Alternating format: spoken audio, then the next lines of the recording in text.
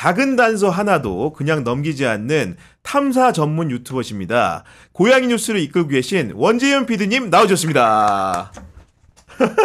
안녕하세요. 모니터링 하시는 게 아무것도 없군요. 네, 저희 그냥 이렇게 저 보고 편하게 말씀하시면 되고요. 네. 저는 원재현 PD님을 이렇게 고양이 뉴스의 영상을 통해서 많이 뵈서 그런지 네. 굉장히 익숙한데 생각보다 키가 커서 놀랐습니다. 네. 그런 얘기 많이 듣고 있습니다. 영상보다 좀 커 보인다는 얘기 많이 들으시죠? 네. 네, 앉아 있다 보니까 생각보다 조그만 줄 알았는데 커 보인다. 뭐 그러니까요. 많이 듣는데요. 네. 저기 제가 있는데 상당히 찌그러져 있네요. 좀 이렇게 머리 쪽이 약간 네. 머리가 뭔가 좀 이렇게 눌린 듯한. 네. 저희 아마도 이제 만드시는 제작진 탓이니까 저한테는 물어보시면 안 됩니다. 네. 아니 사람들은 이제 원재현 PD를 그 디테일이 굉장히 살아있는 뭐 취재, 탐사 유튜버라고 부르는데 좀 어떤 계기로 이렇게 유튜브를 시작하게 되신 거예요? 저는 원래 사실 시사 정치 쪽으로 유튜브 할 생각이 없었고 고양이 그 밥 먹이는 영상으로 좀 조회수를 땡겨볼 생각이었는데 네. 그게 좀 잘 안 되는 바람에 뭐 어쩌다 보니까 이렇게 시사 쪽으로 와서 방송하게 됐는데요. 뭐 고양이 밥 먹이는 영상으로 시작했어요. 예. 아니 그래서 원래 맨 처음에도 채널명이 고양이 뉴스였어요? 네. 처음부터 고양이 뉴스였고 그 이름 지은 것도 사실은 별 의미 없고 그냥 고양이 좋아하니까 고양이고 뉴스 좋아하니까 고양이 뉴스를 지어야지. 네. 그렇게 지은 채널명인데 아직까지 그렇게 쓰고 있습니다. 아니 우리가 구독자 수가 많고 그 영상에 열광한 이유 중에 하나가 네. 말한 대로 똑같은 영상을 보는데 의외의 단서들을 잘 찾아낸단 말이에요. 어렸을 때부터 그랬어요? 어렸을 때부터요? 네, 그런 평가를 좀 들었어요. 뭔가 좀 그런데 내가 남들하고 다른 걸 본다. 어렸을 때부터 특이하다는 얘기는 많이 들었는데 뭐 어렸을 때부터 김건희 여사나 윤석열이 있진 않았으니까 그렇죠. 예. 네. 이런 식으로 평가받지는 않았던 것 같아요. 아니 저는 궁금한 게 저도 기자지만은 네. 이게 취재력의 기본이라는 게 뭔가 남들이 안 보는 이면을 보는 건데, 그러니까 공개된 영상을 탐구하는 경우도 많잖아요. 그거는 뭐가 있냐면 사실 제가 고소고발을 많이 당하다 보니까 제가 생각하는 거 그대로 다 얘기를 하면 명예훼손으로 고소를 하는 거예요. 네. 근데 그게 고소가 한두 개 하는 게 아니라 1년 되면 한 이만큼씩 쌓여요. 예, 뭐 몇 개라고 말 못하겠고 한 이만큼 두께로 쌓여요. 그래서 이거 너무 많이 고소하는데 그러면은 있는 걸로 바탕으로다가 그냥 증거를 딱 대놓고 하자. 그래서 네. 그렇게 하다 보니까 뭐 그런 식으로 됐어요. 아니 그럼에도 불구하고 영상을 이렇게 여러 보고 이렇게 이것저것 살펴보는 과정에서 네. 혼자 취재하는 거예요? 아니면 누가 좀 도와주는 사람이 있어요? 보시기에 어떠세요? 저는 그러니까 독자들 제보가 좀 있을 것 같아. 솔직히 얘기하면. 그걸 다 혼자 골라낼 수는 없을 것 같고 네. 그걸 이제 제보를 받아서 하는 것들 요즘은 좀 있을 것 같은데 제가 보기에는.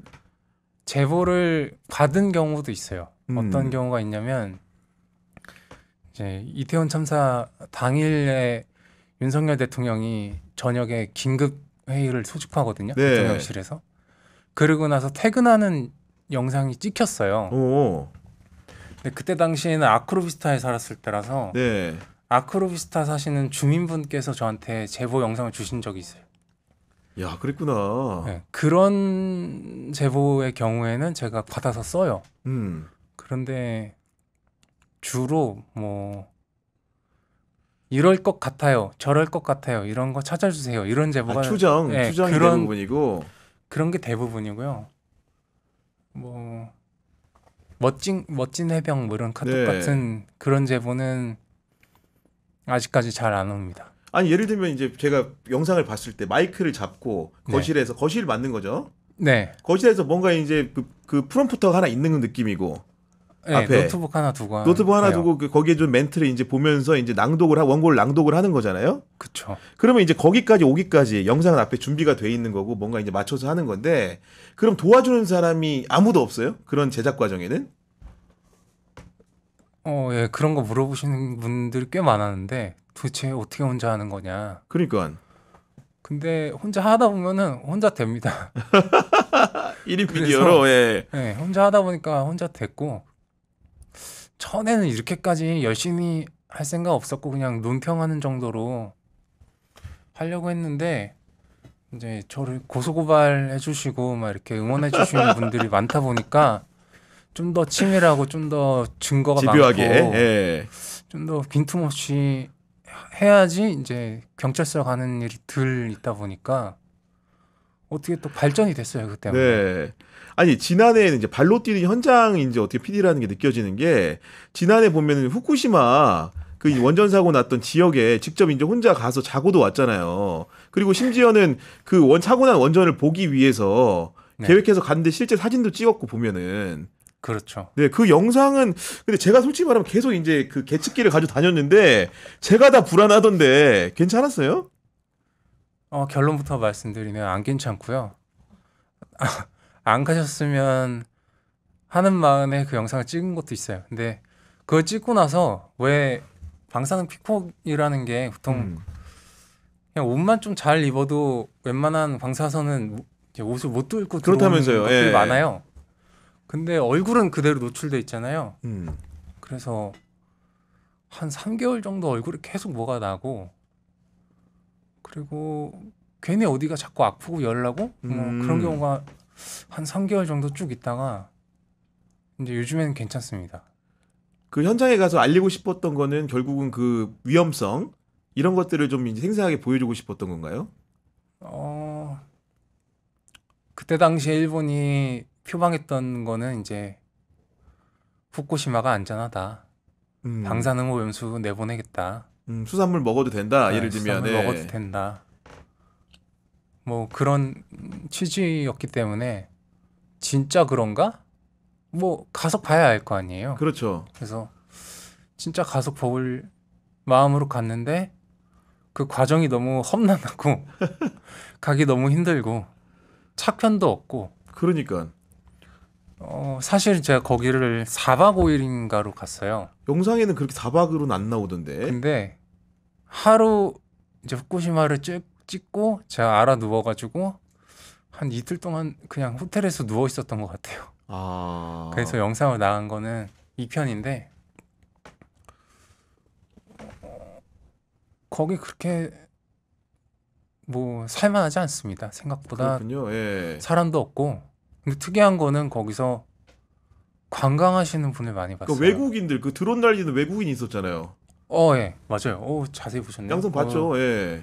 캐나다 사람이었나? 그분은 관광 온 거예요? 그렇게 심도 깊은 대화는 하지 못했어요. 영어로 해야 되니까. 저도 궁금했는데 네. 뭔가 제가 이제 양복 입고 있다 보니까 이 사람 정부 사람인가 싶었는지 네. 도망가더라고요. 몇 마디 거니까. 또 만났잖아, 근데.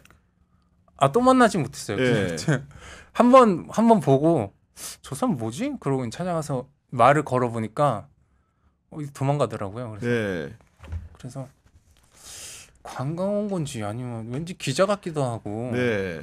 드론을 챙겨왔다는 것 자체가 뭔가 좀 업무 목적이 뭔가 준비를 하고 온 거잖아요. 그래서 좀 특이하다, 알고 싶다 했는데 네. 결국에는 알아내진 못하고 드론으로 이제 저 원전 쪽을 찍는 것 같았는데 결국에 이제 저는 원래 좀 찍은 영상 좀 공유 받기를 원했는데 드론 있으니까 예. 멀리 가서 찍어 온 거를 예. 제대로 찍은 전 드론 갖고 올 생각은 못했어요. 근데 기발한데 그래서 다음에 나도 드론을 갖고 와야지라고 생각하고 한국에 와서는 다시는 갖지 말아야지라고 생각했죠. 아니 또 하나 주목받았던 영상 중에 하나가 보면은 조국 대표하고 정경심 교수의 재판을 방청을 갔잖아요.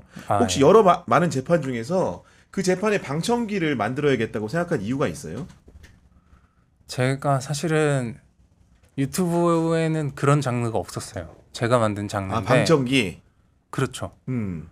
처음에는 아주 단순한 비슷한 일본 갔다 온 거랑 비슷한데 왜 2017년도에 탄핵이 있었잖아요. 예.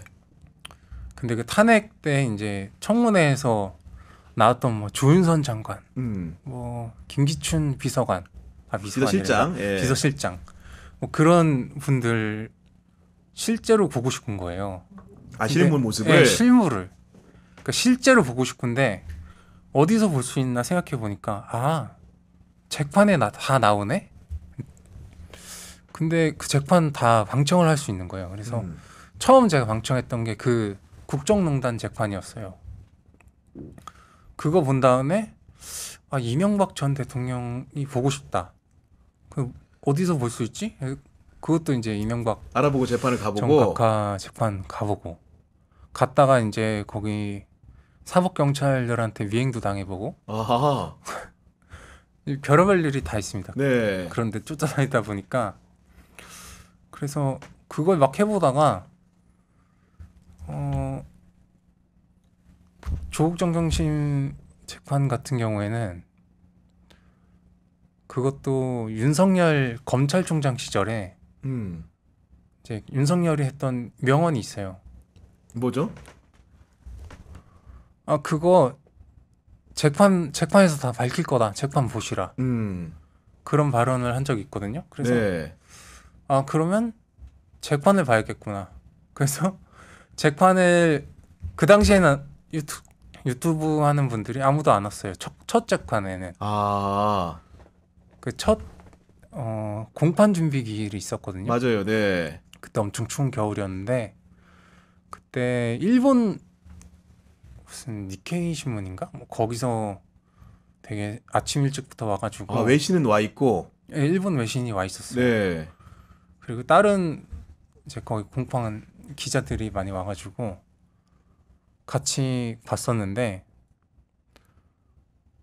실제로 보니까 되게 재밌더라고요. 그런 공판 거의 없는데 공판 검사들이 실제 수사 검사들이고 막 앉았다 일어났다 하면서 소리 지르고 막 그리고 판사한테 삿대질하고 그래서 이런 재판이 있나? 희한하네. 그러고 나서 기사가 어떻게 나왔나 보니까 15분 만에 끝난 싱거운 재판 이렇게 나오는 거예요. 근데 모든 기사가 다 그렇게 나왔었어요. 그래서 내가 본 거랑은 다른데. 너무 다르다. 네. 그래서 그거를 그대로 유튜브에 올렸더니 조회수가 많이 나오고 그 다음 공판 때부터는 이제 굉장히 많은 유튜버들이 이제 방송하고 빨간아재라는 맞아. 예. 분이 그분이 유명하잖아요. 예. 그분이 굉장히 방송을 잘하셨어요. 그래가지고 그분이 계속 생방송으로 끝나자마자 방송하셔서 더 공판을 많은 분들이 좀 생생하게 볼 수 있게 됐죠. 아니, 우리 고양이 뉴스의 하이라이트라고 한다면 최근에 그 최혜병 사망 사고 관련된 부분인데 그 쏘아올린 작은 공이라고 고양이 뉴스가 이런 얘기가 있을 정도로 이종호 씨 등이 참여한 그 멋쟁 해병 카톡창에 나온 3분의 1 체크라는 거를 7월 2일 날 최초로 이제 주목해서 이제 의혹 제기를 했잖아요. 그거는 좀 어떻게 하게 된 거예요? 저도 궁금한데 저도 사실은 되게 궁금한 부분인데 네. 그 멋쟁 해병이라는 카톡이 언론사에는 먼저 한참 전에 몇 달 전에 제보가 됐다고 이제 보도가 나왔어요. 그리고 멋쟁 해병 카톡도 사실 제가 영상 만들기 전에 한참 전에 나왔잖아요. 맞아요.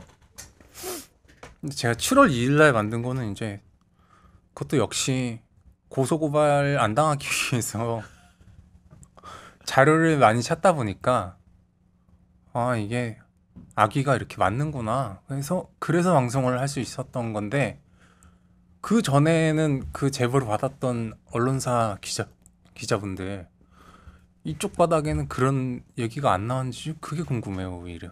아니, 그러니까 아마도 3부라는 거를 중요하게 안 봤던 거가 그 위에가 이제 골프회가 있다 보니까 누구의 주장처럼 진짜 골프장 3부 아닌데 3부라고도 우기는 사람도 있잖아요. 근데 실제로 보면 개연성상 3부 토건일 가능성이 높은 건데 그 예를 들면 주가를 확인해보고 이런 것도 사실은 어떻게 보면 한 칸 더 나가기가 약간 귀찮을 수도 있잖아요. 느낌이 확 왔어요. 꽂혔어 그냥 보자마자. 예. 그 사실 좀 슬픈 얘기를 해야 되는데 네. 어저께 코스피가 이제 낙폭이 엄청나게 컸죠. 예. 하락하지 않았습니까? 근데 제가 조금 더 김건희 여사님의 마음을 좀 헤아리고자 주식을 사봤어요. 진짜요? 돈 많이 쓴 거 아니에요? 유튜브 잘 되는데요 요즘? 저희 김건희 여사님께서 주식을 좀 많이 좋아하시잖아요. 근데 제가 그쪽으로는 관심이 하나도 없는 거예요. 네. 그래서 책을 사고 뭐 공부를 여러 가지 해봤는데 이게 실제로 주식을 사보지 않으면 모르는 영역이 있더라고요. 그럴 것 같아. 예. 그래서 주식을 제가 많이 샀어요. 삼부통은 산 거 아니죠? 그러니까 그런 거는 사지 않고 네. 굉장히 이제 보편적인 주식 시장에서 많이 거론되는 튼튼한 회사의 주식을 네. 샀는데 석가래가 무너지듯이 어저께 와장창 무너지는데 뭐 대통령실 홈페이지 뭐 통영시장 가가지고 할머니랑 같이 대통령님께서 시장에 이렇게 앉아서 막 활짝 웃고 계시더라고요. 그거를 보면서 아 큰일 났다. 내 주식은 어떡하지? 어쨌든 이제 그것 때문에 제가 이제 좀 더 자세히 알고자 주식을 샀는데 어제 아주 예. 어제 와장창 무너지고 어쨌든 그것 때문에 이제 도움이 됐어요. 일단은 삼부토건 외에 삼성을 주식에다 검색을 하면 네. 삼성 전자만 있는 게 아니라 뭐가 되게 많잖아요. 네. 근데 저는 사실 골쿠를 안 쳐다보다 보니까 골쿠 3부는 생각을 못했고 아 예, 그렇죠. 3부 딱 하니까 삼부토건인가? 그래서 3부를 검색해 보니까 주식에는 삼부토건밖에 없어요. 아, 3부로 시작되는 그게 네, 실제로 검색해 보면 3부를 검색하면 삼부토건밖에 안 나와요. 그래서 이거는 너무 특정이 너무 쉽게 되는데? 너무 쉬운데? 설마 이건 아니겠지? 하고 삼부토건에 대해서 계속 쫓다 보니까 3분의 1 체크하고가 일요일이었고 일요일은 주식장이 안 여니까 그러니까. 당연히 내일 체크해 보는 거고 내일 모레 우크라이나 그것도 되게 사실은 우리가 이 정부 들어서 좀 두 단계를 건너뛰어서 생각하는 경향이 이제 생기게 되는데 우크라이나 영부인이 특사의 자격으로 어디 나라를 가는 것 자체가 일단 좀 특이하죠. 쉽게 없는 경우인데 일단 그렇다고 쳐요. 그게 뭐 그럴 수 있다고 쳐요. 네. 근데 우리나라에 와서 뭘 했다는 내용이 거의 없습니다. 특사 자격으로 와서 일단은 우리나라 대통령 만나고 영부인을 만나는데 대통령 만난 것까지는 뭐 그럴 수 있다 치는데 영부인은 왜 만났지? 근데 영부인 만난 사진이 더 많아요.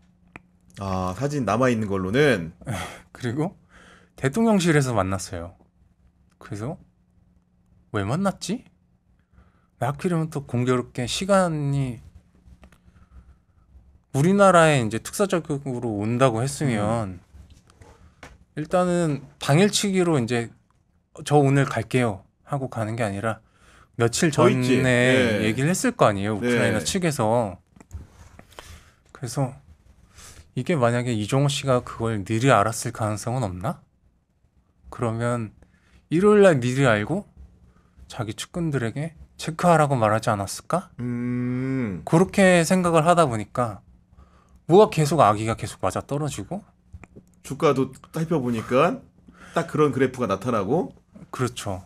주가도 계속 삼부토건의 주가가 5배가 오르고 그걸 또 김건희 여사님께서 연관이 많이 돼 있는 이종호 씨가 그런 얘기를 했다고 하니까 더 의심이 되고 네. 이종호 씨가 했던 그 도이치모터스랑 관련 있지 않나 해서 도이치모터스 주가 조작 그 보고서랑 비교를 해보니까 너무 잘 맞는 거예요.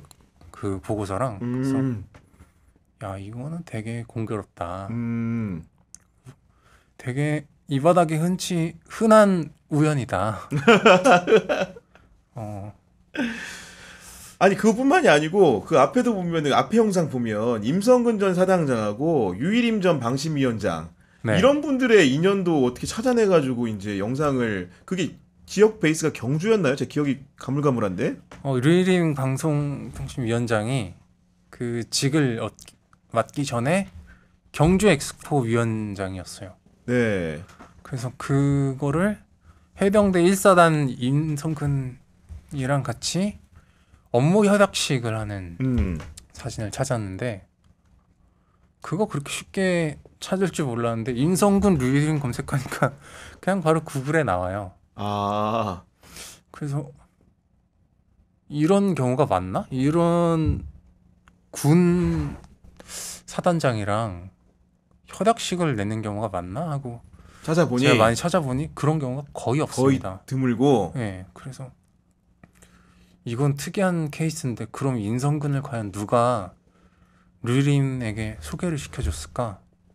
뭐 그런 식으로 생각을 하다 보니까 여러 가지 그 전에 있었던 행사에서 알지 않았을까?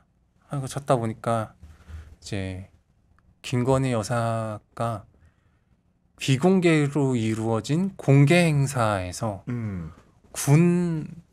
그것도 공교롭게 군 행사였기 때문에 군인들을 꽤 많이 만났어요. 그래서 여기서 이어진 인연은 아닐까?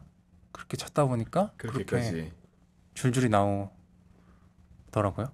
아니 근데 저 궁금한 게 영상 소스를 주로 이제 본인이 그 예를 들면 주기적으로 보는 게 있을 것 같은데 영상 소스는 주로 어떤 걸 보는 거예요?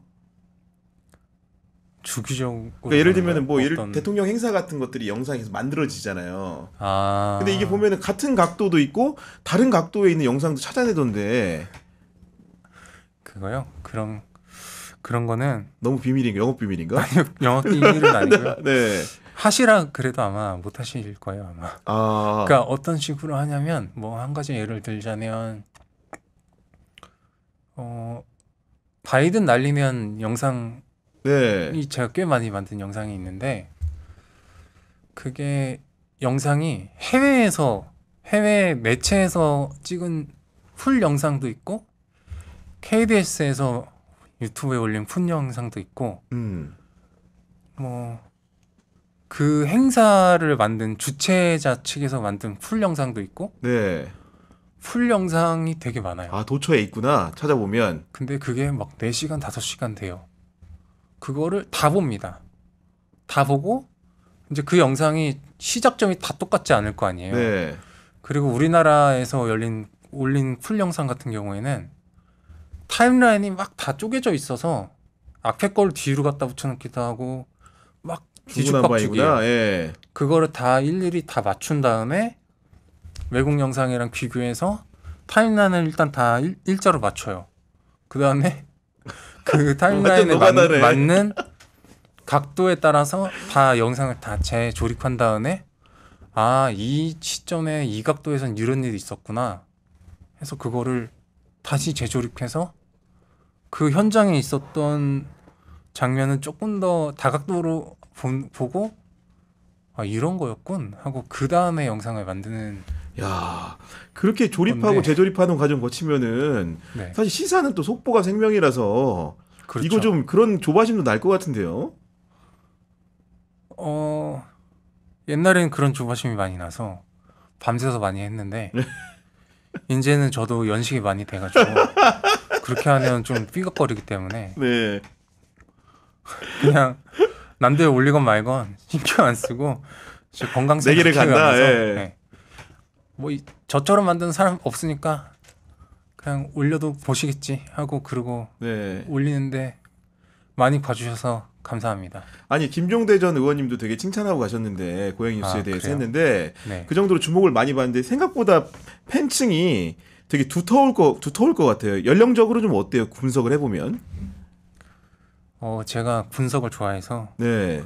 다른 채널이랑 많이 비교를 해보는데 경향 TV는 저희는 높아요 좀 연령대가. 약간 그래프가 이렇게 가 네. 있지 않나요? 맞아요. 그쵸? 예. 근데 저는 좀 이렇게 가 있어요. 좀 앞으로. 예. 네, 정규공포를 그러네. 따르는데 예. 한 40대, 50대가 가장 많고 제일 많은 게 아마 시사 보시는 채널들은 60대, 70대가 맞아요. 가장 예, 많으실 예. 텐데 저는 그게 20, 30대랑 60, 70대랑 큰 차이가 비슷해요. 없구나. 예. 네. 좀 특이한 부분이고 오래 구독하시는 분들도 꽤 많아요. 옛날부터 보시는 분들 꽤 많고 제가 구독자가 좀 천천히 느는 편이라 왜 사람들 그런 거 있잖아요. 내가 1, 2만 대 보던 채널인데 갑자기 인기 확 많아져서 내가 키운 느낌, 예, 어버 키운 느낌, 예. 그게 아니라 너무 많아지면 인기 너무 많아서 보기 싫다. 저희 어머니가 그러시거든요.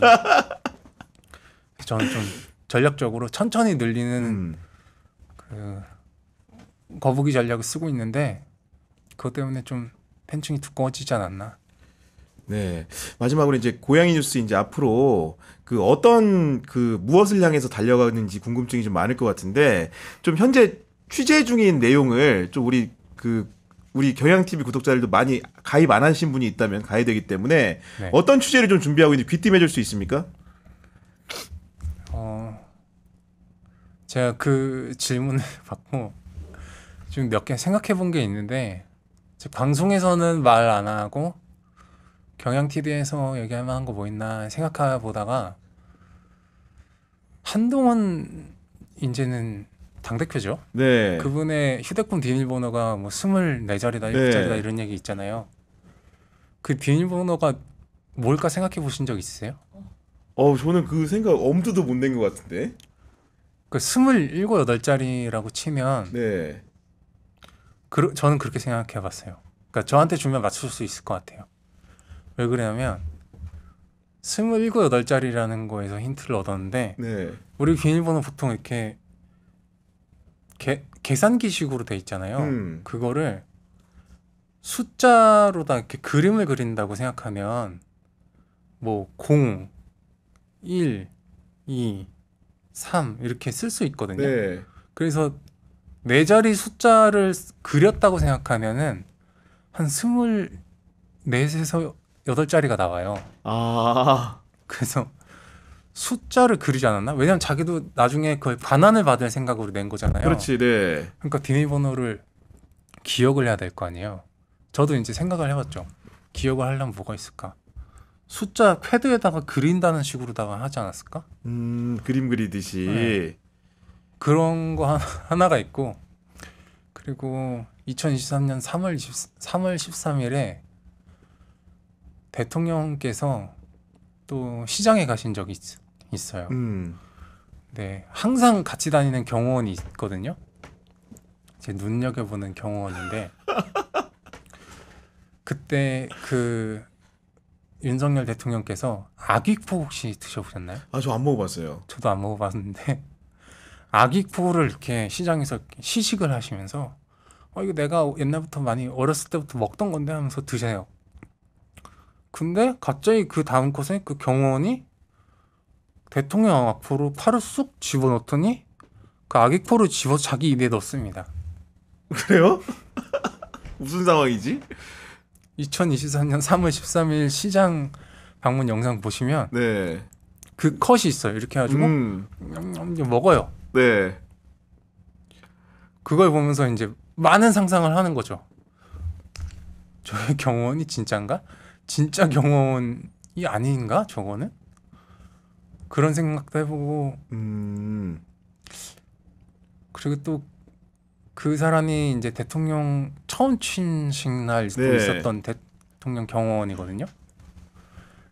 그때 없었던 경호원이 하나 있어. 그러니까 그때 있었는데 지금은 또 안 나오는 경호원이 있어요. 그분의 행방이 매우 궁금해서 그분을 찾아보고 있습니다. 왜냐면 요즘에 대통령 경호실에 뭔가 사건 사고가 많은 것 같아서 네. 그분이 혹시 맞물려서 또 한번 연관돼 찾아보고 있는 있는 거군요. 거는 네. 아닐까. 지금 원피님이 나오셨다고 미친 섭외력 경향TV 칭찬입니다 하면서 깜빠님이 10,000원 슈퍼챗을 보내셨습니다. 저희가 이제 그 워낙 인기 있는 방송까지는 아니다 보니까 이게 다 슈퍼챗이 들어온 경우가 많지 않아요. 흔하지 않은데 우리 피디님 나오셨다고 이렇게 깜빠님이 보내주셨습니다. 지금까지 고양이 뉴스 원재윤 피디님 모시고 취재 뒷이야기와 궁금한 점을 풀어본 시간이었습니다. 뭐 조금 아쉽게 더 나중에 들어봤으면 좋겠지만은 이후에 더 대성하셔가지고 한 번 더 모실 수 있는 기회를 주시길 바라고요. 오늘 함께 해주셨는데 어떠셨습니까? 경영 매우 재밌는 경험이었습니다. 네. 여기 모니터링 TV를 하나 딱 놔주시면 너무 좋을 것 같은데. 예산이 없어가지고. 그런 슬픈 사연이 있군요. 우리 혹시 원재윤 PD님이 주식 혹시나 다시 폭등해서 오르면 기부해 주셔도 좋습니다. 네. 그런 것까지는 바라지 않고요. 그 대통령님께서 주식 시장에 관심 갖겠다고 뭐 그런 말씀을 하셨던데 관심 안 가져주셨으면 좋겠습니다. 아니 오늘 말씀 너무 감사합니다, 원 PD님. 구교의 정치비상구는 내일 오후 4시에 또 찾아뵙도록 하겠습니다. 경향TV 구독, 좋아요, 팟빵에서도 많은 청취 부탁드립니다. 지금까지 시청해주셔서 감사합니다. 출구 없는 극단 정치, 여기서 문을 열겠습니다. 구교영의 정치비상구 시작합니다. 안녕하십니까, 구교영입니다. 구독자 여러분, 주말 잘 보내고 계십니까? 이번 주 국회에서는 개원 후 첫 운영위 전체회의와 대정부 질문이 있었지만 그마저도 여야 갈등으로 파행으로 점철됐습니다. 오늘 토요 특별판에서는 홍사훈 전 KBS 기자님을 모시고 그간 아껴두신 생각들을 낱낱이 들어보도록 하겠습니다. 기자님 어서 오십시오. 예, 안녕하세요. 네. 제가 아주 잘 보고 있습니다. 너무 재밌게 잘 하시더라고. 아닙니다. 저희가 그때 처음에 오신 다음에 예. 구독자 수가 10만을 돌파를 했거든요. 아. 그래서 그 비약적인 성장을 계속하다가 지금 30만의 벽을 못 넘고 있어서 긴급히 초청드렸습니다. 네. 나만 믿으시고. 네. 아니 그때도 정말로 그 오신 다음에 많은 구독자들이 늘었거든요. 별 말씀이요. 네. 뭐, 구 기자님이 워낙 제가 보니까 제가 원래 남의 칭찬 별로 잘 안 하는 사람인데 네. 정말 발군이시더라고. 일단 이쪽 유튜브는 제가 보니까 일단 좀 콘텐츠도 콘텐츠지만 재미가 좀 있어야 되는데 네. 일단 몽따주부터 좀 재밌게 생기셨잖아. 아니, 그래서 저희 그 CP님이 제 네. 몽타주를 보고 뽑았다는 얘기가 많습니다, 회사에 지금. 네. 실력보다는. 네. 그 28만 중에서 한 20만 정도는 그 몽타주 때문에 올라간 걸로. 근데 그 이후에 안 올라가는 것도 몽타주 때문 아닐까라는 생각을 좀 해보는데 이번에 잘생긴 홍상훈 기자님이 좀 남은 부분을 채워주시기 바랍니다. 네. 알겠습니다. 그 현재 진행하고 계신 홍상훈의 경제쇼 있잖아요. 네. 그 다양한 경제 현안을 많이 다루시는데 네. 최근에 보니까 깜짝 놀랐잖아요. 홍사훈 쇼, 네, 홍쇼. 홍쇼죠. 예. 왜 정치쇼까지 추가하셔가지고 저희같이 정치로 먹고 사는 방송을 네. 어렵게 만드시는지. 아니 그게 네.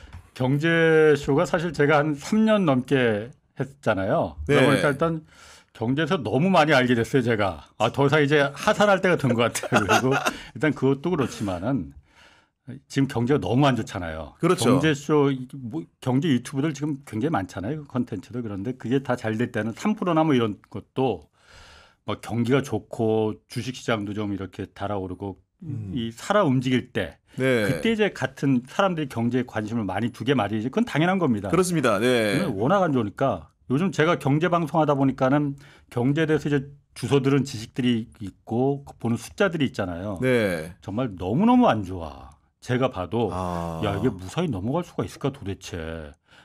저마저도 이런 생각이 드니 일반 국민들이 사실 경제에 대해서 그렇게 저거 봐봤자 돈만 부글부글하고 답답하다 이런 거 잘 안 보시더라고 또. 네. 그러니까 경제쇼 조회 수가 안 나오더라고요 잘.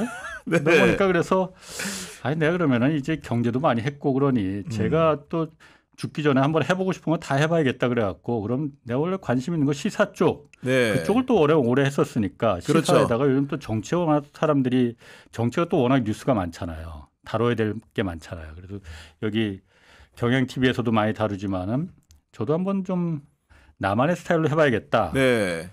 근데 누구는 또 그러더라고요. 야, 그 짜장면 집에서 짜장면 팔다가 짜장면 안 팔린다고 설렁탕 팔면 그 가게 망한다. 그 얘기들을 하시더라고. 그래서 네. 내가 망할 수는 있다. 그런데 혹시 아냐. 망할 때 망하더라도 설렁탕이 혹시 대박이 될지 아냐. 그래서 하고 싶은 거 한번 다 해보자. 네. 제가 언제까지 또 이렇게 뭐 사회생활을 할 수가 있겠습니까? 그러니까. 아니 말씀대로 지금 설렁탕이 좀 잘 팔리는 것 같아가지고 지금 인근에 있는 설렁탕 집이 지금 어려운 위기에 봉착해 있습니다. 네, 그런 점도 헤아려 주셨으면 좋겠고 그 정치 얘기 하셨으니까요. 최근에 이제 최혜병 수사위협 사건이 가장 큰 화두 아닙니까? 네. 국회에서도 입법 작업이 진행 중에 있고 대통령이나 여당은 여전히 강구한 입장인데 저희가 사건의 이면을 보면 대통령실이라는 큰 그물이 국방부라든가 경찰에 외압을 행사한 정황들이 굉장히 많이 나와 있어요. 예. 그런 부분들 좀 보셨을 텐데 좀 어떻게 평가하십니까? 일단 제가 먼저 물어볼게요. 네. 구 기자님은 그 빠져나갈 수 있다고 생각하십니까? 제가 보기에는 지금 나온 사실만 가지고도 네. 빠져나갈 수 없다고 생각합니다. 그러니까 네. 너무 많은 증거들을 겁도 없이 막 뿌려놓고 이렇게 될 줄 몰랐겠죠. 그러니까 그렇게 막 뿌려놨겠지. 그러니까 개인 전화기로 그렇게 막 겁도 없이 막 전화 이 엄청난 일을 저질렀겠죠. 제가 봤을 때는 이거 빠져나가기 힘들다고 봐요. 그러니까 어쨌든 기자들의 촉으로 봐서는 이건 너무 많은 증거가 도이치모터스 사건하고 똑같습니다. 네. 증거들이 널려 있으니까 지금 빠져나갈 그 종결도 못 시키는 거잖아요. 수사검사들이. 그렇죠. 이것도 역시 마찬가지로 너무 많은 증거들이 이른바 그 빼박 증거들이 곳곳에 널려 있으니 이게 무사히 빠져나갈 수가 있겠느냐. 암만 네. 버틴다고 해도. 그리고 그렇게 돼서도 안 되는 거고요. 억울한 청년 해병이 딱 20살입니다. 20살 청년 해병이 억울하게 죽었는데 그 죽음의 원인을 책임자를 가려내자는 거잖아요. 그렇습니다. 많은 국민들이 저랑 뭐 같은 생각일 거예요. 뭐 다른 생각을 갖고 있는 분들도 물론 있겠지만은 퍼즐은 어느 정도 다 풀린 거 아니냐. 네. 퍼즐은 어느 정도 다 풀린 거 아니냐. 이렇게 생각을 했을 테고 제가 봤을 때 결정적인 거는 그 스모킹건이라고 말할 수 있는 거는 어쨌든 휴가 중인 당시에 대통령이 휴가 첫날이었잖아요. 맞습니다. 네. 8월 8월 2일 2일이죠. 날 네. 그때부터 휴가였잖아요. 그때 잼버리 개영식 하는 날 휴가 중인데 이제 거기 내려갔어요. 그날 휴가 중인 대통령이 우즈베키스탄의 컨퍼런스 참가 때문에 출장 가 있는 당시 국방부 장관한테 이종섭 장관한테 네. 개인 폰으로 한 20여 분간을 전화를 걸었잖아요. 개인 폰으로. 네. 이게 설명이 안 되는 거잖아요. 맞습니다. 네. 이걸 뭐 대통령실에서도 그럼 뭐 때문에 전화를 했느냐. 그 최상병 건 때문에 외압을 행사하는 것 하려고 전화를 한 게 아니라면 도대체 뭐냐. 대답을 못 하잖아요. 네. 처음에는 무슨 뭐 그 대통령실 언론 원래 이 정부의 특징이 살짝 간을 보는 거잖아요. 살짝 떠봤다가 아니면은 야 우린 그런 말 한 적 없어 하는 거잖아요. 네. 처음에는 그래서 그 얘기가 나왔을 때 우즈벡이 어쨌든 방산협력 대상 국가니까 방산협력 차원에서 대통령이 국방장관하고 통화할 수 있는 거 아니냐라고 일부 언론에서 그렇게 뭐 대통령실 관계자 말로 해서 말을 빌어서. 인용이 네. 됐었잖아요. 근데 그걸 갖다 개인 폰으로 만약 비화 폰으로 했으면은 도감청 방지가 되는 비화 폰으로 네. 했으면은 그것도 또 좀 핑계거리가 될 수 있었을 것도 같은데 개인 전화로 했잖아요. 그렇죠. 그럼 100% 도감청 됩니다. 더군다나 대통령이 쓰는 전화기가 더군다나 국내도 아니고 해외에서 썼다는 게 방산 협력에 뭔가 있었다면 그건 국가 기밀 사항 중에 하나인데 국가 기밀을 갖다가 대통령이 아무리 생각이 없다 하더라도 한 번도 아니고 3번을 개인 전화기로다가 국방부 장관하고 통화를 했다? 그럼 국방부 장관은 뭐 이거 대통령이 이거 개인 전화로 하면 안 됩니다. 이런 얘기는 했을 거 아니에요. 분명히 그래야 맞죠. 네. 그게 상식이잖아요. 네. 여기서 설명이 안 되는 거야. 그러니까 그거로다가 밀어붙일 수도 없는 거잖아요. 방산협력을 논의했다는 것도. 그러니까 그다음부터는 할 수 있는 게 뻔하잖아요. 말할 수 없다. 하여튼 뭔가 최혜병 얘기는 네. 하지 않았다 우리. 이렇게 지금 밀어붙일 수밖에 없는 거잖아요. 네. 어느 국민이 이걸 믿어주겠느냐는 거지. 아니 더군다나 대통령이 그렇게 장관과 통화한 다음에 대통령실의 참모들이 국방부라든가 경찰의 요소마다 또 전화를 걸어서 통화한 흔적들이 다 남아있지 않습니까? 그렇죠. 네. 그게 무슨 전화라는 걸 무슨 통화라는 걸 말을 못 하잖아요. 그렇죠. 못할 네. 수밖에 없지. 그걸 어떻게 말을 하겠어요. 그 사람들은 일단 이 대통령실과 운명을 같이 할 사람들은 아닙니다. 그러니까 이해관계가 있긴 있지만은 같이 순장해야 될 이유가 없는 사람들이잖아요. 유재훈 국방부 그 법무관리관 어쨌든 전 정부에서 들어왔고 네. 변호사고 곧 집에 갑니다. 네. 그러니까 곧 집에 갈 사람이에요. 이제 굳이 여기서 자기가 만약 이 사건이 정말로 우리가 생각하는 것처럼 그냥 제가 생각하는 것처럼 외압을 막기 어떤 이유에서든 외압을 행사하기 위해서 한 거라면은 네. 유재현 법무관리관이나 신범철 차관이나 이종섭 장관도 마찬가지고 더군다나 김계환 해병대 사령관 순장할 이유가 하나도 없잖아요. 맞아요. 네. 이미 어느 정도 자기 책임을 물어야 될 그 상황까지 오긴 했지만은 네. 이 정도 선에서 자기는 끊어야지 더 이상 갔다가는 정말 다 원팡 뒤집어 쓰게 생겼잖아요. 그럴 이유가 하나도 없는 사람들이잖아요. 네. 그렇기 때문에 이게 그렇게 밝혀지는 게 어렵지 않을 것이다. 저는 네. 그렇게 생각을 하고 있어요. 그리고 더군다나 얼마 전에 이제 그 국회 운영위에서도 그 이른바 처음 이 사건이 경로했다던 그날 7월 31일. 네. 31일 날 02800에 7070으로다가 그러니까요. 전화번호도 왜 또 그렇게 했는지 하여튼간에 7070 그 전화번호로다가 전화했다는 거. 네. 그 국가 기밀이라고 어디서 쓰는 전화번호인지 모른다는 알려줄 수 없다는 거 이게 아니에요? 말이 됩니까? 명함 대통령실 명함 그 사람들 다 나와 명함 있어요. 다 나와. 네. 800에 몇 번이라고. 명함이 찍고 다니지 말아야지 그러면은. 그렇죠.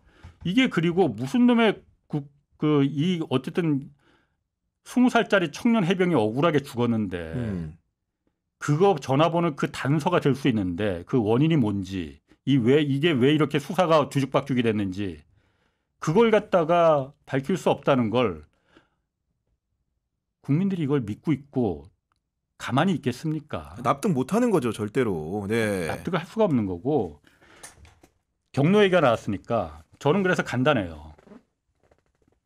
대통령이 날 화를 냈다는 거 아니에요? 저는 화를 냈을 거라고 봅니다. 네. 근데 화를 안 냈다는 거 아니에요? 네, 그런 주장을 하고 있죠. 참모들은. 저희 김태호 안보실장도 네. 자기 생각 기억에는 화낸 적 없다라고 네. 했잖아요. 저도 믿고 싶어요. 그럼 어쨌든 그날 7월 31일 날 청와대란다. 그 용산 대통령실에서 안보 회의가 그날 열린 거잖아요. 네. 안보회에서 거기서 참석한 사람들이 있고 대통령이 주재한 거잖아요. 그럼 무조건 녹화하게 돼 있습니다. 네. 녹화하게 돼 있잖아요. 기록물이 남아 있죠. 네. 그 일반 국민들한테 공개할 수는 없을 겁니다. 그건 어쨌든 국가 보안 사항이니까. 네. 국회 운영위원들한 자 와라 봐라. 열람하면 되는 거죠. 내가 화냈는지 안 했는지. 네. 나 억울해 죽겠다.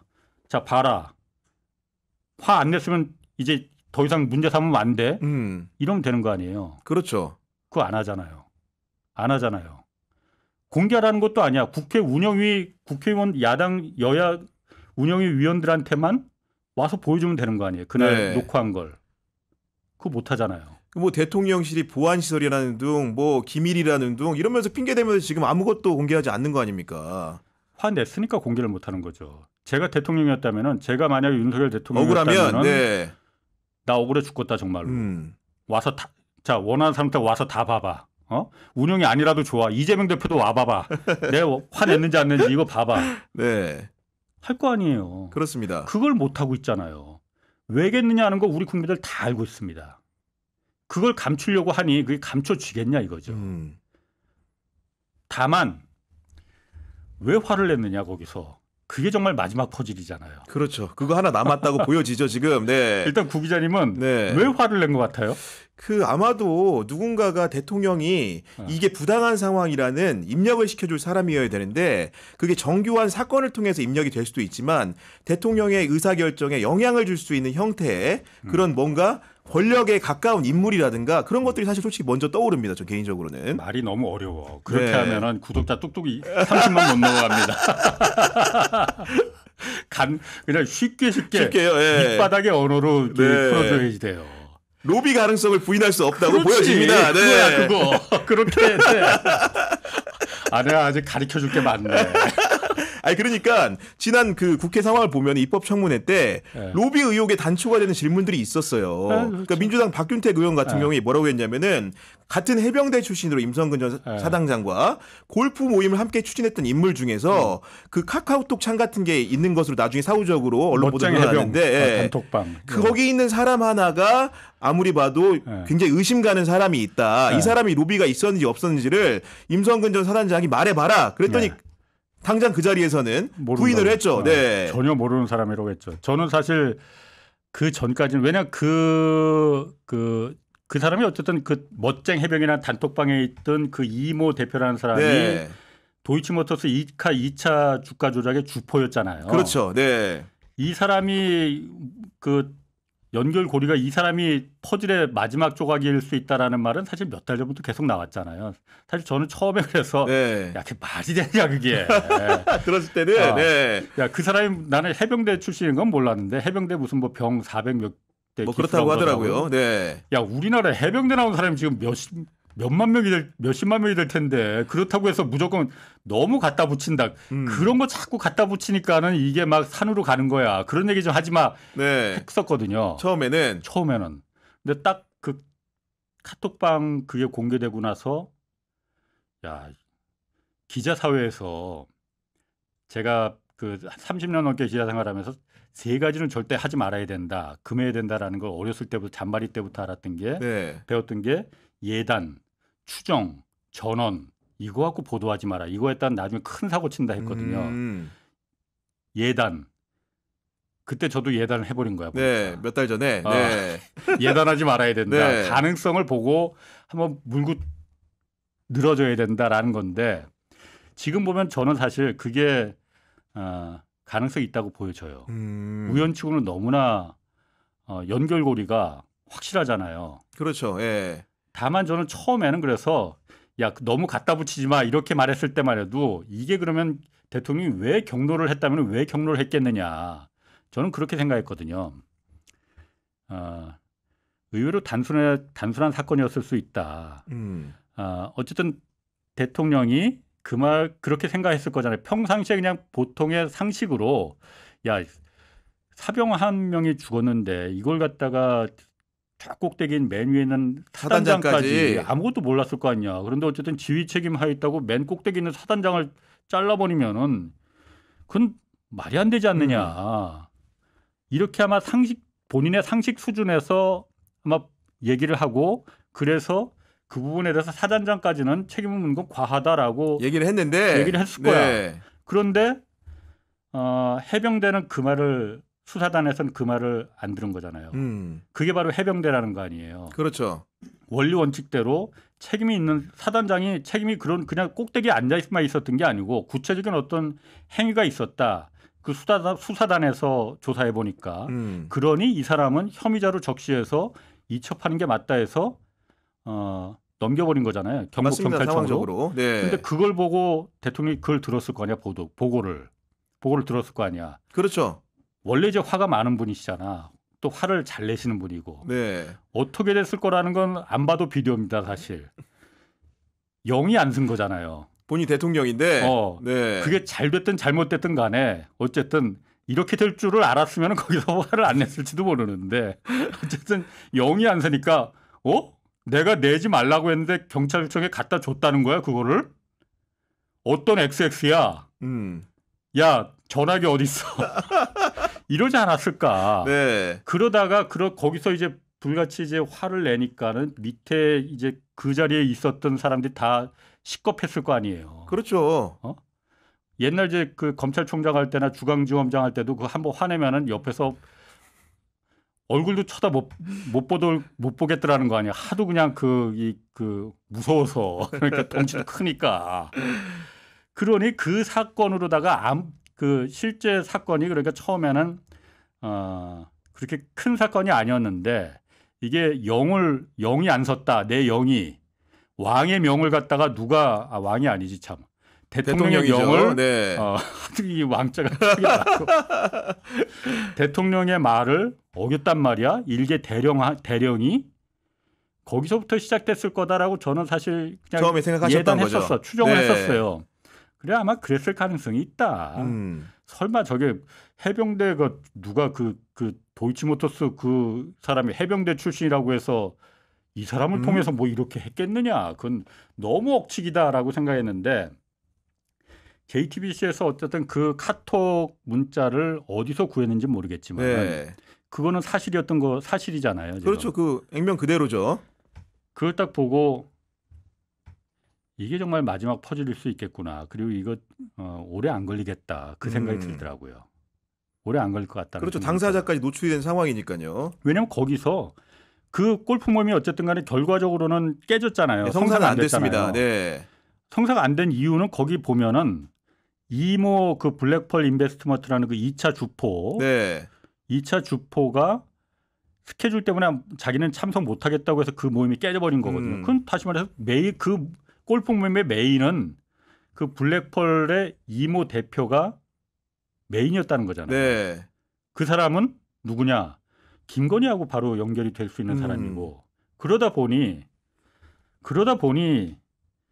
야 이게 그걸 수 있겠구나. 이게 단초가 될 수가 이거 마지막 퍼즐이 이걸 수 있겠구나라고 저는 지금 생각을 하고 있습니다. 아닌 게 아니라 지난 2일에 보니까 서울 고등법원에서 도이치모터스 주가 조작 사건 항소심 결심 공판이 있었죠.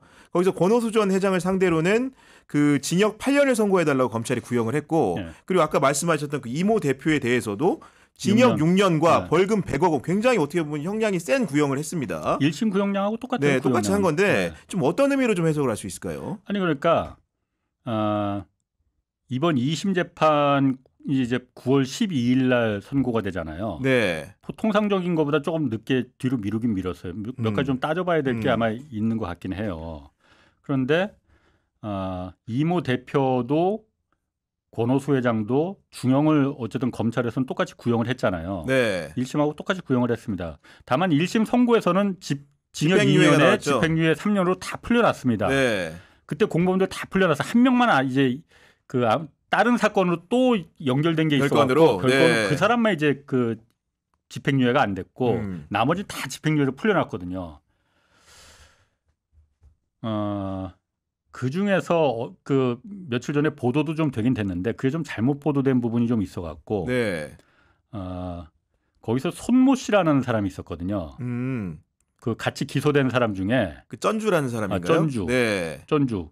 그래서 대통령실에서는 이 사람이 손모 씨가 1심에서 무죄를 선고받았거든요. 네. 공범으로 기소됐죠. 그렇죠. 원래는. 공범이죠. 네.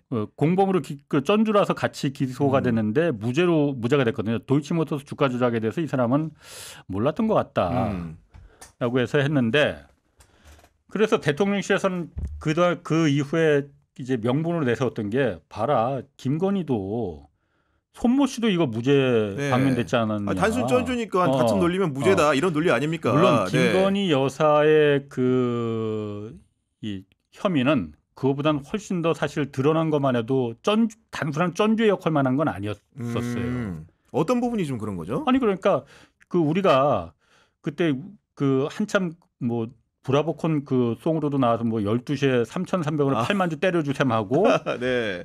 공범 둘이서 문자로 다 왔다 갔다 하니까는 실제로 몇 초 뒤에 김건희 그 명의의 주식 계좌에서 똑같은 수량의 또 3,300원의 8만 주가 12시 정도에 나왔잖아요. 매도 주문이 나왔잖아요. 네. 그걸 그런데 그때 공판검사가 공판장에서 그때 수사검사였는지 공판검사였는지 모르겠는데 아마 수사검사였을 것 같아요. 네. 그 거래는 누가 대신해서 이렇게 매도 주문을 낸 게 아니고 김건희가 직접 전화해서 직접 전화 매도 주문을 낸 거다. 그 얘기를 해버렸잖아요. 네. 그거 매우 중요한 얘기거든요. 나는 그 수사검사가 그 얘기를 왜 했는지 아직까지도 대략 추정은 가지만은 왜 했는지 잘 모르겠어요. 얘기할 이유가 하나도 없거든요. 그런데 공판장에서 공개적으로 네. 그거는 김건희가 직접 전화로다가 주문을 낸 거야. 이 바보들아. 무슨 다른 뭐 제3자가 증권 대신한 게 아니고 네. 그건 다시 말해서 그 당시에 김건희가 직접 플레이를 했다는 걸 갖다 검사가 말을 해버린 거잖아요. 그거 외에도 몇 건이 더 있습니다. 네. 그러다 보니까 사실 뭐 지금 손모 씨 얘기하다 여기까지 왔는데 네. 손모 씨가 1심에서 무죄를 선고받았잖아요. 그러니까 2심에서 검찰이 이제 항소를 하면서 네. 손모 씨도 다시 이제 그 항소를 손모 씨에 대해서도 항소를 했어요. 그렇죠. 똑같이. 그러면서 항소 이유서라는 걸 내잖아요. 그렇죠. 의견서. 네. 의견서에다가 손모 씨를 방조죄로라도 처벌을 해야 된다라고 그 예비적 공소 사실을 추가했다는 거죠. 예비적 공소 사실을 공소장 변경을 하진 않았습니다. 네. 의견서를 제출했거든요. 그러다가 올 2월에 재판부가 인사이동이 있었습니다. 그래서 2심 재판부가 바뀌었어요. 네. 2월에 새로 바뀐 판사가 딱 보더니만은 이게 있는 거야. 그런데 공소장 변경은 안 됐어. 손모 씨를 갖다 방조죄로다가 그러면은 그 의견서에는 이거로 처벌을 해야 된다라고 검사가 적시를 했는데 네. 공소장 변경을 하진 않았어. 그러니까 죄를 물으라는 거야, 말라는 뭐야? 거야, 헷갈 거 예. 아니야. 그러니까 4월 공판 때 판사가 검찰한테 그 말을 합니다. 손모 씨에 대해서 명확히 해달라. 공소장 변경을 하라고 요청을 한 건 아닙니다. 판사가 요청을 한 건 아니에요. 그랬더니 검찰에서 울고 싶은데 뺨 때려준 격인 것 마냥 바로 5월에 공소장 변경을 하고 손모 씨를 방조죄로다가 거기다 지금 넣었어요. 네. 그리고 피고인들한테 공소장 변경을 동의를 다 받았습니다. 네. 그래서 지금은 손모 씨가 방조죄 혐의가 추가가 돼서 공소가 올라가 있거든요. 그러니까요. 그러니까 이번 9월 12일 날 선고 때 손모 씨에 대해서도 아마 그 건이 유죄 판결이 날지 안 날지 그거는 모르겠어요. 그런데 자 그러면은 저도 그때 이제 그 공판에서 손모 씨에 대해서 공소장 변경이 되고 이걸 항소 의견서 이렇게 올리고 이런 걸 보면서 네. 그걸 어떻게 해석을 했느냐. 이건 그냥 제 해석입니다. 네. 누구한테 물어볼 수는 없는 거예요. 그 수사검사한테 물어볼 수는 없는 거니까. 네. 수사검사 입장에서는 자존심은 있을 거 아니에요. 김건희에 대해서 이렇게 증거들이 사방에 널려 있는데 빼박 증거들이 널려 있는데 이걸 갖다가 지금 뭉개고 넘어갈 수는 없고 그렇다고 해서 기소를 할 수도 없고 그러니까 지금 4년째 수사가 시작된 지 4년째 계속 질질 끌고만 있는 거잖아요. 다른 공범들은 다 물론 다는 아닙니다. 네. 중요한 몇 사람들은 기소를 안 했어요. 아 그런 것도 있습니까? 그거 있습니다. 사실 그런데 그 부분도 저 뉴스타파 지금 시민보가 열심히 취재하고 있어 지금. 네. 저는 내가 요즘 보면 취재 예고예요? 진행하고 네. 있을 때가 아닌데 지금 그쪽 내가 나가야 되는데 내 네. 고민이 많습니다. 어쨌든 김건희에 대해서는 그 기소도 불기소도 결정을 못 하고 네. 있잖아요. 그런데 검사들도 자존심은 있을 거란 말이에요. 그런데 보면은 손모 씨에 대해서 그때 그 하면서 1심 선고에서 이 무죄가 선고가 되고 나서 항소 의견서에 방조죄로 의견서를 냈을 때는 이게 당연히 그 검사 입장에서도 이게 김건희가 만약 예를 들어서 쩐주 역할만 했다고 하면은 네. 손모 씨와 똑같은 그야말로 이 혐의가 되는 거잖아요. 그렇죠. 네. 오히려 더 중하지. 그럼 검사 입장에서도 당연히 이게 바로 김건희 현재 여사로 연결될 가능성이 크다는 걸 못 느꼈겠습니까? 당연히 느끼죠. 직관적으로 느끼죠. 네. 그렇지. 그러니까 의견서는 내 자존심 차원에서 물론 이거 제 담았지만, 추정이야. 네. 담지만은 차마 이걸 공소장을 변경하지 못했어. 근데 판사의 외력에 의해서 결국 결론적으로는 그런 것 같다. 이런 판사가 말씀이시죠? 네. 판사가 보니까 굉장히 꼼꼼했어요. 네. 굉장히 꼼꼼해요. 그걸 다 읽어본 거야. 다 항소 의견서까지 읽어보고 손모 씨가 왜 1심에서 무죄를 받았는지도 다 읽어보고 보니까는 이거는 방조죄가 맞는 것 같은데? 라고 생각을 했을 거야, 판사가. 네. 그래서 야 이거는 그러면은 공소장 변경을 내가 변경하라고 요청하지는 않겠지만은 물론 대부분의 경우 판사가 요청을 합니다. 네. 근데 그렇게 말은 하지 않았어. 그 어쨌든 공판에서는. 네. 좀 어떻게 할 건지 뭐 어떻게 하라는 거야. 확실히 좀 해줘. 말을 하니까 검찰에서 그때 수사검사들 입장에서는 아이고 잘 됐네. 네. 바로 그거야. 울고 싶은데 정말 마침 판사가 재판부가 뺨을 때려줬네. 알았습니다. 그 재판부가 그렇게 그 말을 하니 내가 그럼 공소장 변경을 할 명분이 생겼네. 명분을 그 공소장을 그래서 변경을 한 거예요. 그래서 피고인들한테도 자 우리가 이거 그 방조죄로 너 손모 씨도 우리가 새로 추가해서 공소장에서 다시 공소장에 넣었어. 도장 찍어줘 해서 도장 찍어줬습니다. 안 찍을 수가 없지. 네. 그래서 찍어줬어. 그래서 이번에 방조죄까지 돼서 넘어간 거거든요. 9월 12일 날 선고가 됐을 때 만약에 정말 손모 씨가 방조죄가 유죄 선고받는다면은 김건희 씨를 수사를 안 할 명분이 하나도 없어집니다. 근데 이제 지연된 정의는 정의가 아니라고 네. 이미 뭐 4년 동안 수사가 이제 있어 왔고 네. 그리고 9월 12일이라고 한다면은 현재 검찰에서도 명품백을 주로 보고 있다고는 하지만은 반부패 수사 2부에서 주가 조작 의혹의 공범 혹은 방조범으로 네. 조사할 태세가 있다라는 얘기들은 들리잖아요. 네. 그렇게 된다면은 그 뭔가 김건희에 대한 조사라든가 처분까지의 시간이 9월 전에 이뤄질 경우에 좀 묘한 상황이 또 연출될 수 있는 거 아닙니까? 9월 전에 그러니까 네. 그 조사에서 이거 무혐의 이렇게 혹은 네. 아니 그러니까 그게 네. 최소한의 그 미니멈 범죄는 손모 씨와 같은 방조죄잖아요. 전주에 돈을 댄 건 분명하니까. 그렇죠. 네. 대통령실에서는 그 주가 조작하는 건지 모르고 그냥 돈만 댔을 뿐이다. 근데 어쨌든 공소 사실에 보면 다른 사람들의 공소 사실에 보면은 손모 씨가 방조죄면은 김건희도 당연히 반조죄로 네. 최소한의 다른 어떤 죄는 지금 뭐 수사를 아예 안 해버렸으니까는 그거는 지금 그 기소도 아예 안 돼 있는 그렇죠. 거고 공소장에도 네. 안 들어가 있는 거고 최소한 방조죄로는 걸리는 거다. 그러면은 9월 12일 이전에 2심 선고가 나기 전에 검찰에서 반부패 수사위부에서 조사를 한다면 네. 조사를 해서 어떤 결정을 내린다 하더라도 네.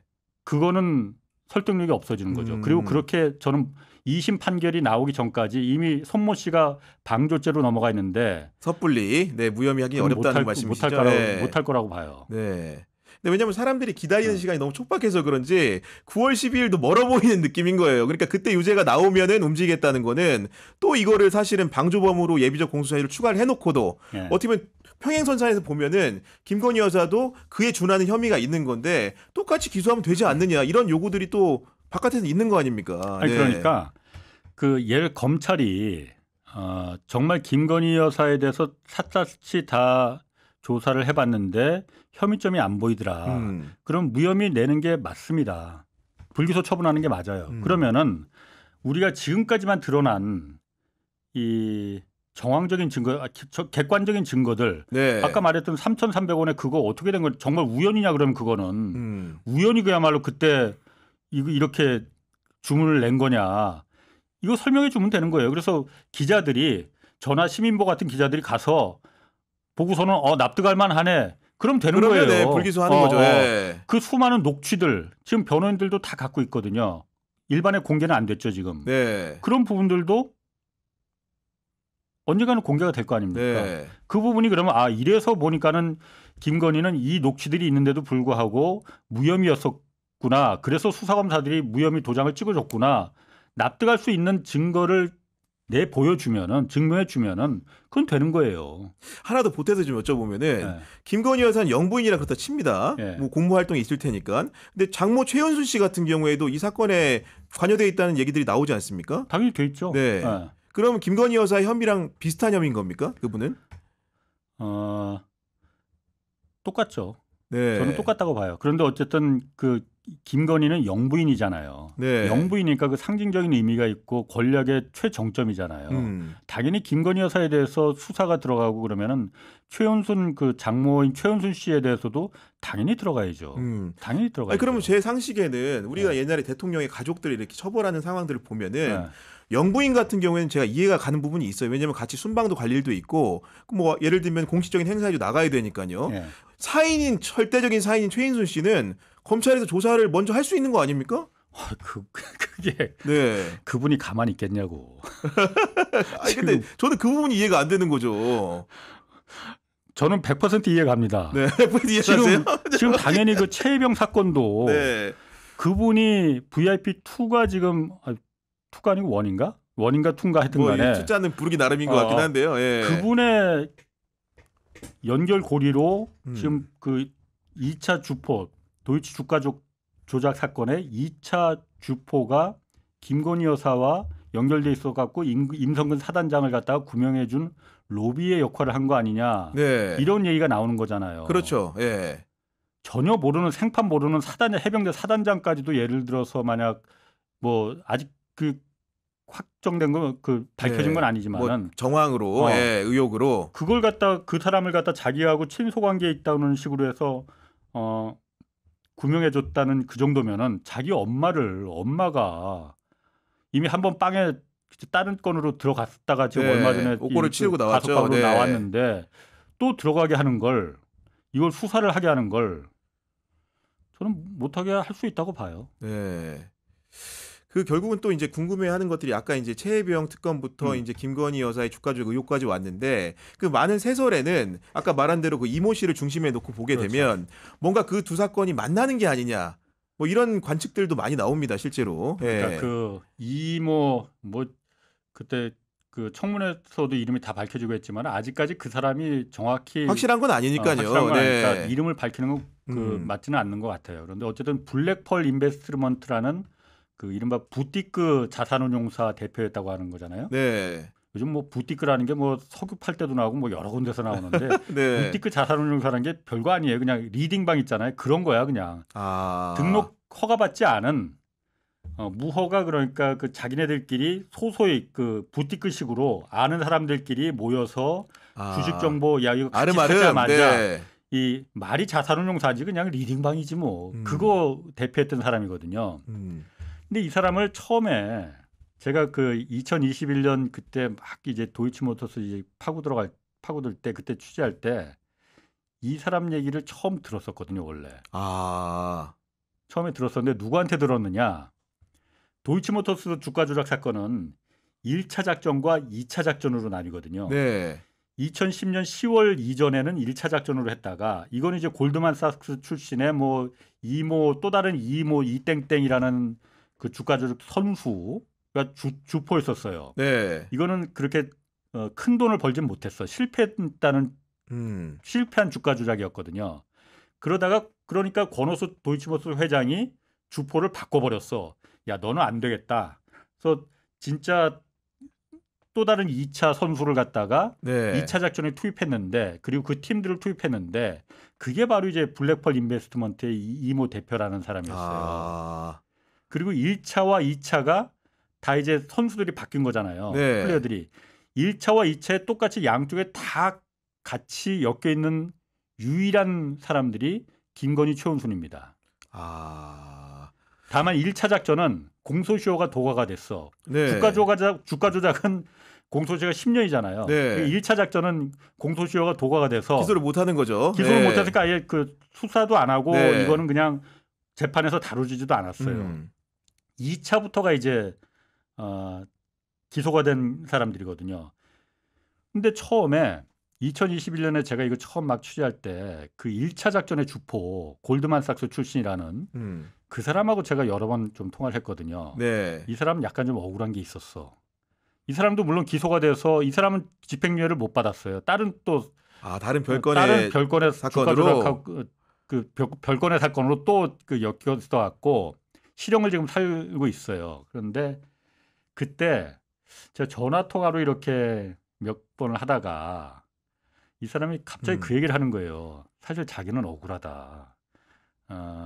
김건희를 물론 알긴 알고 소개를 받았지만 그렇게 막 뭐 주식 계좌를 갖다가 자기가 1인 받고 뭐 1월살 그런 사이는 아니었고 그냥 자기가 아름아름 이제 그 컨설팅만 해주는 사이였었는데 나 정말 억울하다. 물론 그거 다 거짓말이지.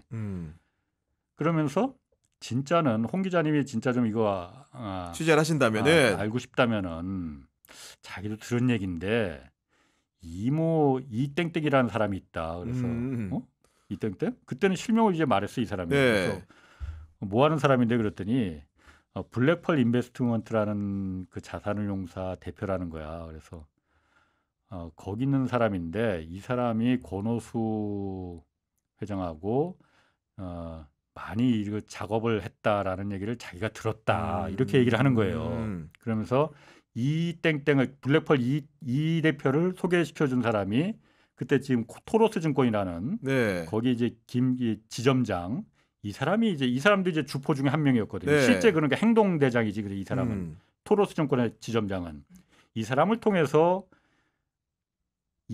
블랙펄 이 대표를 권오수 회장한테 소개를 시켜줬다. 그러니 이 사람을 한번 좀 취재해봐라. 네. 아니 그럼 그 사람 난생 처음부터 갑자기 뭐 블랙펄은 뭐 까만 진주야? 흑진주? 진주야? 네. 그래서 네. 전화번호나 뭐 조금 더 그럼 좀 알려달라. 그랬더니 그런 건 자기가 모른대. 그래서 내가 그때 또 한 번 예달을 한 거야.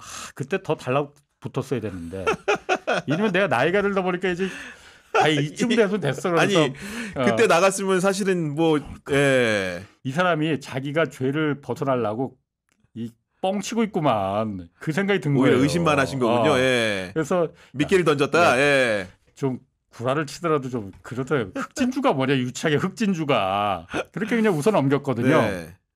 근데 몇 달 한 반년 뒤에 영장 실질 심사에 이 사람이 딱 나오는 거야. 그때 제가 정말로 아, 그때 달라붙었어야 되는데 네. 저 사람이 들어가기 전에 달라붙어서 알아냈으면은 조금 더 그야말로 실체에 뭔가 하나 건졌을 텐데라는 정말 후회가 굉장히 많이 들어요. 네. 내가 조금만 더 젊었었더라도 달라붙었을 텐데 그때. 아니 근데 저는 이제 한 게 검찰은 어쨌든 간에 네. 그 이모 대표라는 분을 기본적으로 한번 꼬리를 시켰던 거죠. 그런 건데 그러면 그 사람의 그런 배경이라든가 아까 말했던 네. 다른 사람들에 대한 전방위전 조사를 통해서 네. 이모 대표라는 분과 김건희 여사의 관계성에 대해서는 충분히 파악하고 있지 않겠습니까? 그러면 추정컨대. 그러니까 이모 대표라는 사람에 대해서 당연히 그거는 네. 그 어쨌든 그 심리 분석을 그때 다 했으니까 거래소에서 그 심리 분석이라는 게 네. 주가 거래 내역들. 예. 그러면은 이 대표가 안 나올 수가 없지. 그러니까 검찰은 당연히 수사권이 있으니까 이제 처음부터 이제 이 대표를 당연히 구속을 시킨 거고. 네. 공판에서도 그런 내용은 나와요. 이번 최혜병 사건에서도 누가 그러면 김건희 여사한테 전화를 했다면은 로비를 했다면은 누가 했겠느냐. 직접 그렇게 다이렉트로 지금은 이제 신분이 바뀌었잖아요. 영부인으로. 누가 했겠느냐. 그게 그럼 이모 대표가 직접 했다는 거야? 그랬을 수도 있고 안 했을 수도 있습니다. 그렇죠. 그런데 네. 그때 공판에서 보면은 12시에 3,300원 8만 주 때려주셈 했을 때 그 전화 그 공범들끼리 한 걸 갖다가 실제로 김건희 계좌에서 실행됐을 때는 누군가가 김건희한테 연락을 했을 거 아니에요. 그럴 가능성이 높죠. 네. 그럼 아니 가능성이 높은 게 아니라 그건 그렇죠. 예. 그건 우연일 예. 수가 없어. 네. 12시에 정확하게 8만 주를 했으니까. 3,300원에 딱 매도 주문을 그렇게 내놓은 거는 혹시 모른다. 우리하고는 다르게 뭔가 이 예지 능력? 뭐 하여튼 네. 그런 부분. 네, 내림을 받을 수도 있는 거니까요. 예. 그럴 수도 있겠 예단하면 안 돼. 그러니까. 네. 예단 금지. 그래서 누가 전화를 했겠느냐 그러면 김건희한테. 누가 전화를 했겠느냐. 일단 권오수 그때 도이치모터스 회장하고는 수시로 전화할 수 있는 그 급이 같은 급이었어요. 네. 그럼 블랙펄 이 대표가 그러면 전화를 했겠느냐? 물론 일단 그때 공범 2명은 공판에서도 자기네들은 급이 낮아서 권오수한테도 직접 전화를 못하는 사이였다. 그러니까 그때 그러면은 그럼 김건희한테 누가 전화를 해서 이게 나온 거냐? 그때 그게 밝혀지지가 않았어요. 그때. 그때 권오수도 마찬가지고 블랙펄 이 대표도 마찬가지고 자기는 그 전화 김건희한테 하지 않았다. 그럼 누가 했느냐?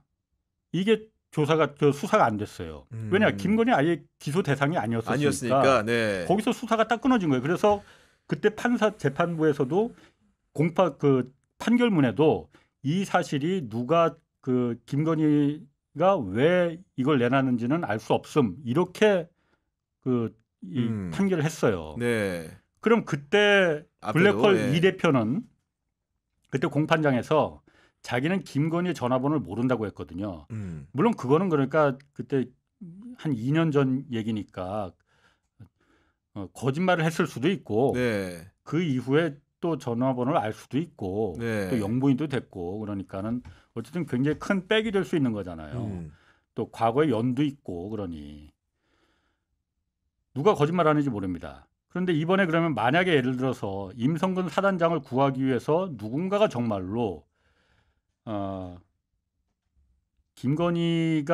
김건희한테 누군가가 전화를 했으면은 구명을 해달라고 임성근 사단장을 구해달라고 전화를 했으면은 네. 그게 누구겠느냐?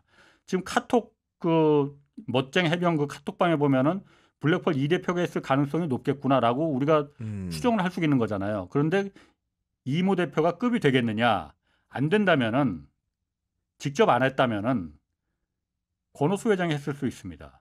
그래서 이제 통신기록 삭제가 한 1년 정도만 남는다고 하잖아요. 네. 권오수 회장은 사실 이번에 최혜병 사건에서는 아예 언급이 되지 않고 있죠. 네. 대상도 아니니까 당연히 삭제가 될 겁니다.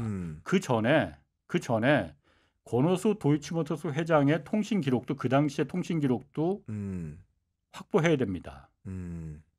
삭제되기 전에 얼마 안 남았어요.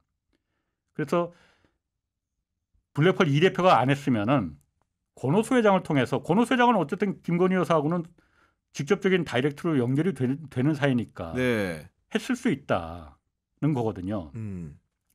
자, 그러면 또 한 가지 의문은 자, 그러면 김건희 여사 입장에서는 뭐 전화를 받을 수 있어. 네. 그러면 그 민원을 들어줘야 돼?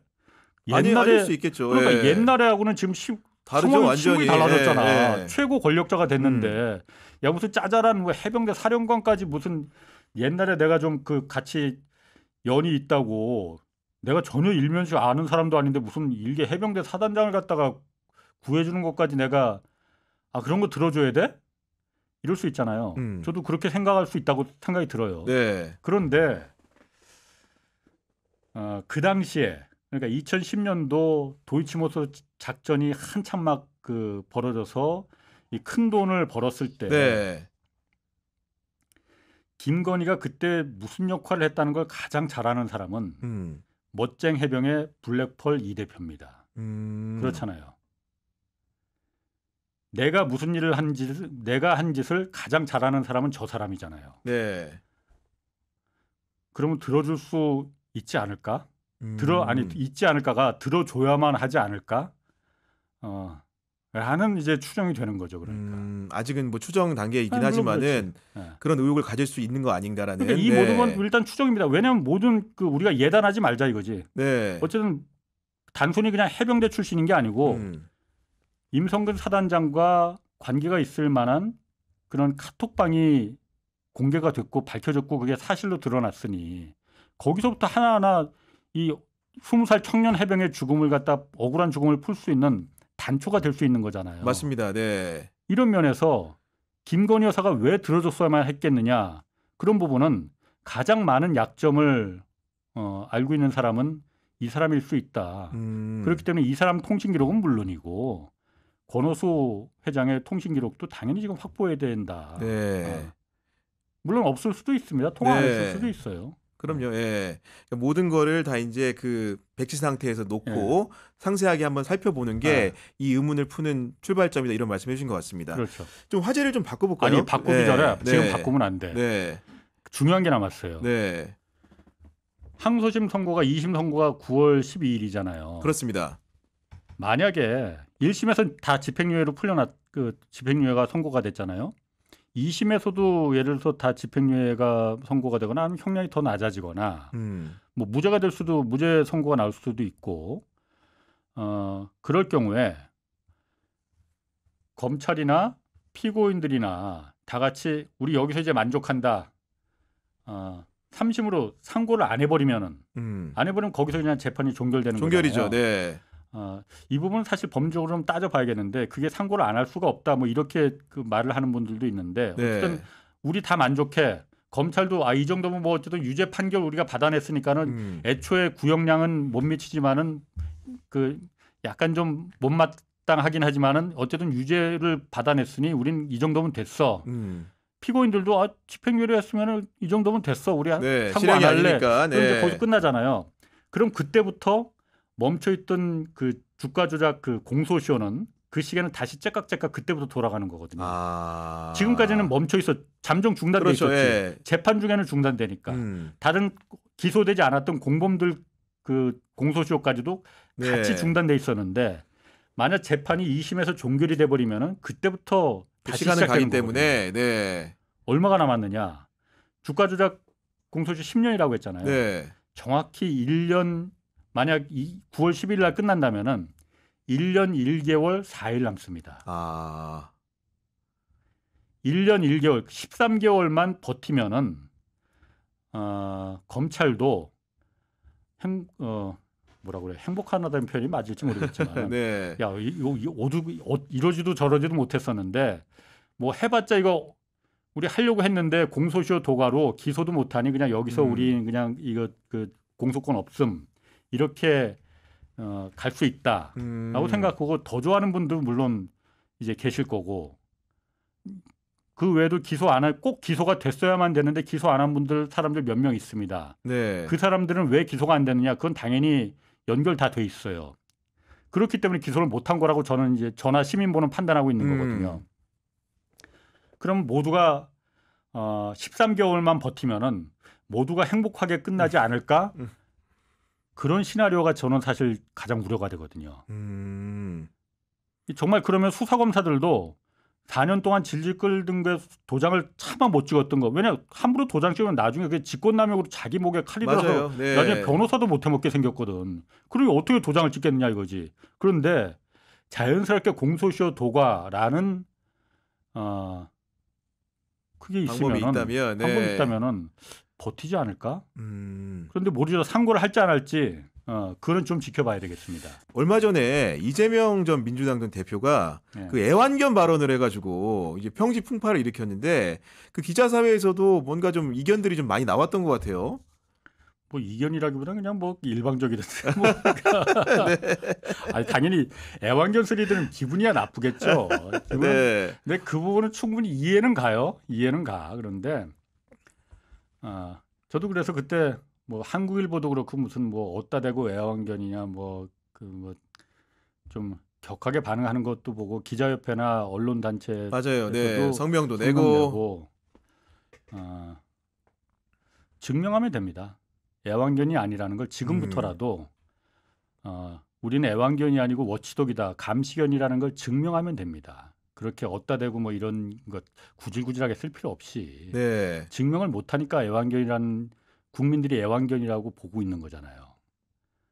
자, 한번 보세요. 제가 우리 한국 사회, 한국의 기자 사회에서 절망감을 느꼈던 게 지난번에도 제가 나와서 아마 그 얘기를 했었을 거예요. 대선 직전에 그때 김건희 씨가 기자회견 했었던 거. 네. 그때 기자회견 처음이자 마지막으로 그때 기자회견을 했었던 거잖아요. 수십 명의 기자들이 도열해서 병풍처럼 둘러쌌는데 어느 한 명도 질문하지 않았습니다. 아무것도 물어보지 않았잖아요.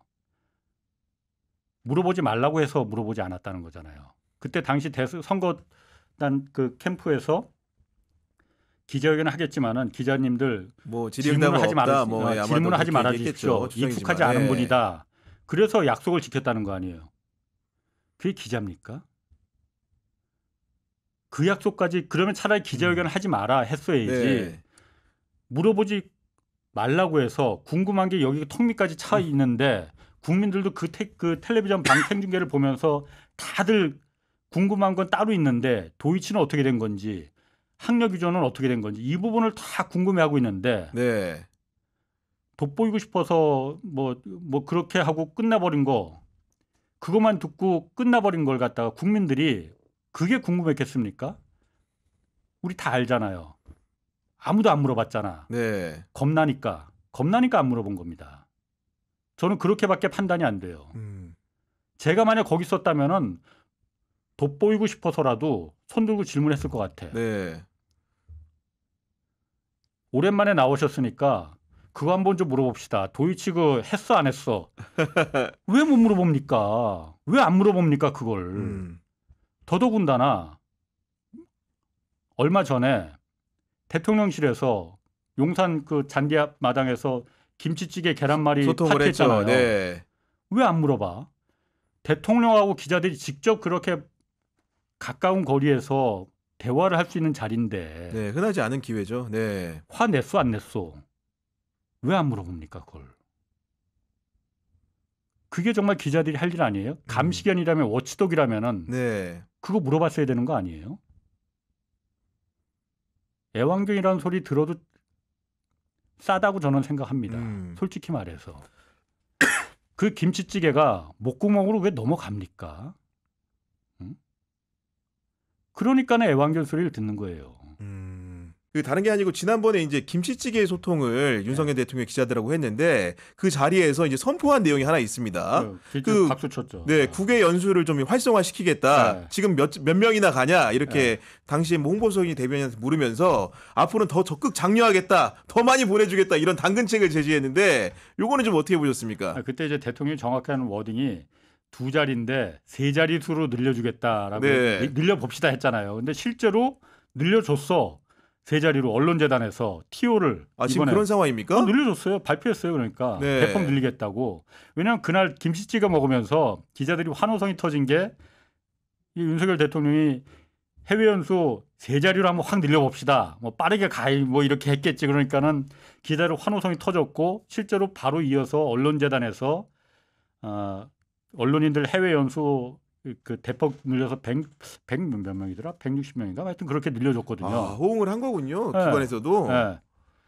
원래 해외 연수 특파원 3년보다 해외 연수 1년이 훨씬 더 좋다. 이런 얘기가 네. 원래 자자하거든요. 네, 저도 알고 있습니다. 예. 왜냐면 워낙 이거 다 세금이거든요. 언론재단에서 가는 거는 다 세금입니다. 그거. 언론재단에서 그 따로 돈 버는 게 기금에서 이제 보내주는 거니까 가서 정말 그렇게 좋은 게 없어요.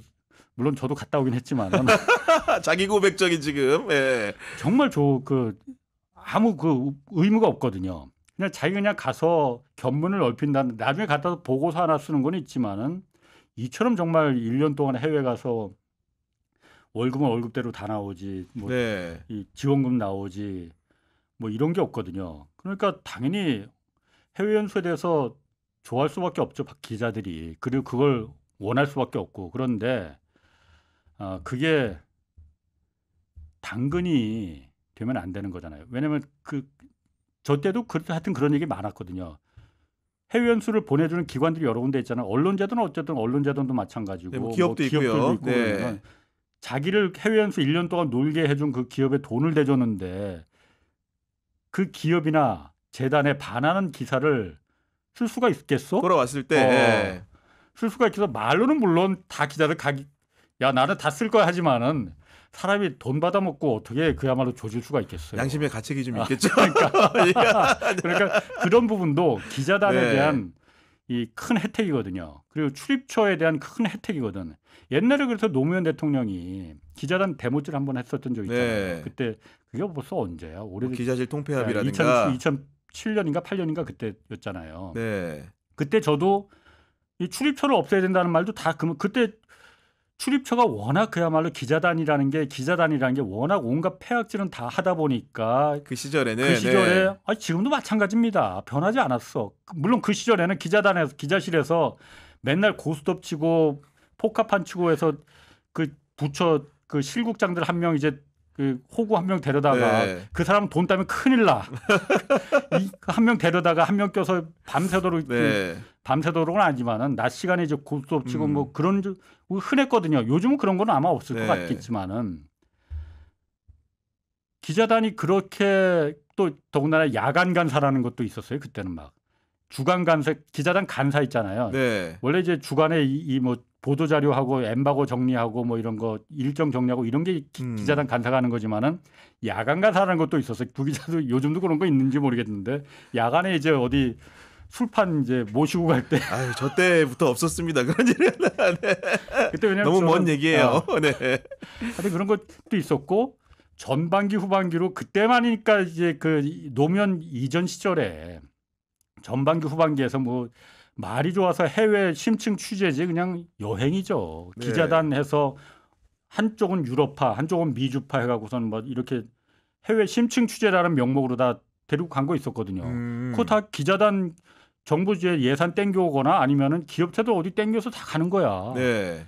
사실 그때만 해도 저도 뭐 잔바리 시절이었고 그게 원래 이런 건가 보다. 문제의식을 못 가지실 때였겠죠. 그때는. 네. 기자라는 거는 원래 이런 천부적인 권한을 갖고 있는 건가 보다 네. 라고 생각을 했는데 네. 노무현 대통령이 그때 기자단 대모질을 하면서 출입처를 다 기자단을 없애버렸잖아요. 기자실 폐쇄를 시켜버렸잖아요. 그러니까 기자실이 없으니까는 다 풍찬노숙하게 됐어. 네. 당연히 그때만 해도 저도 입이 대빨만큼 나왔지. 반발심이 들었겠죠. 예. 야, 그러면 기자실을 없애버리면 내 책상을 어디서 커피는 그럼 누가 끓여줄 건데 낮잠은 어디서 자라고 기자단들의 생각이 그거였었거든요. 네. 그래서 그때 진보 언론이든 보수 언론이든 다 할 거 없이 다들 그냥 그때 한 목소리로 했던 것 같아요. 예. 했잖아요. 언론 탄압, 뭐 대모질 이런 얘기 나왔잖아요. 그런데 저만 해도 제 나와서 풍찬노숙 뭐 하다 보니까 불편하고 불만은 입은 대빨만큼 나오지만은 야, 생각해보니까 이게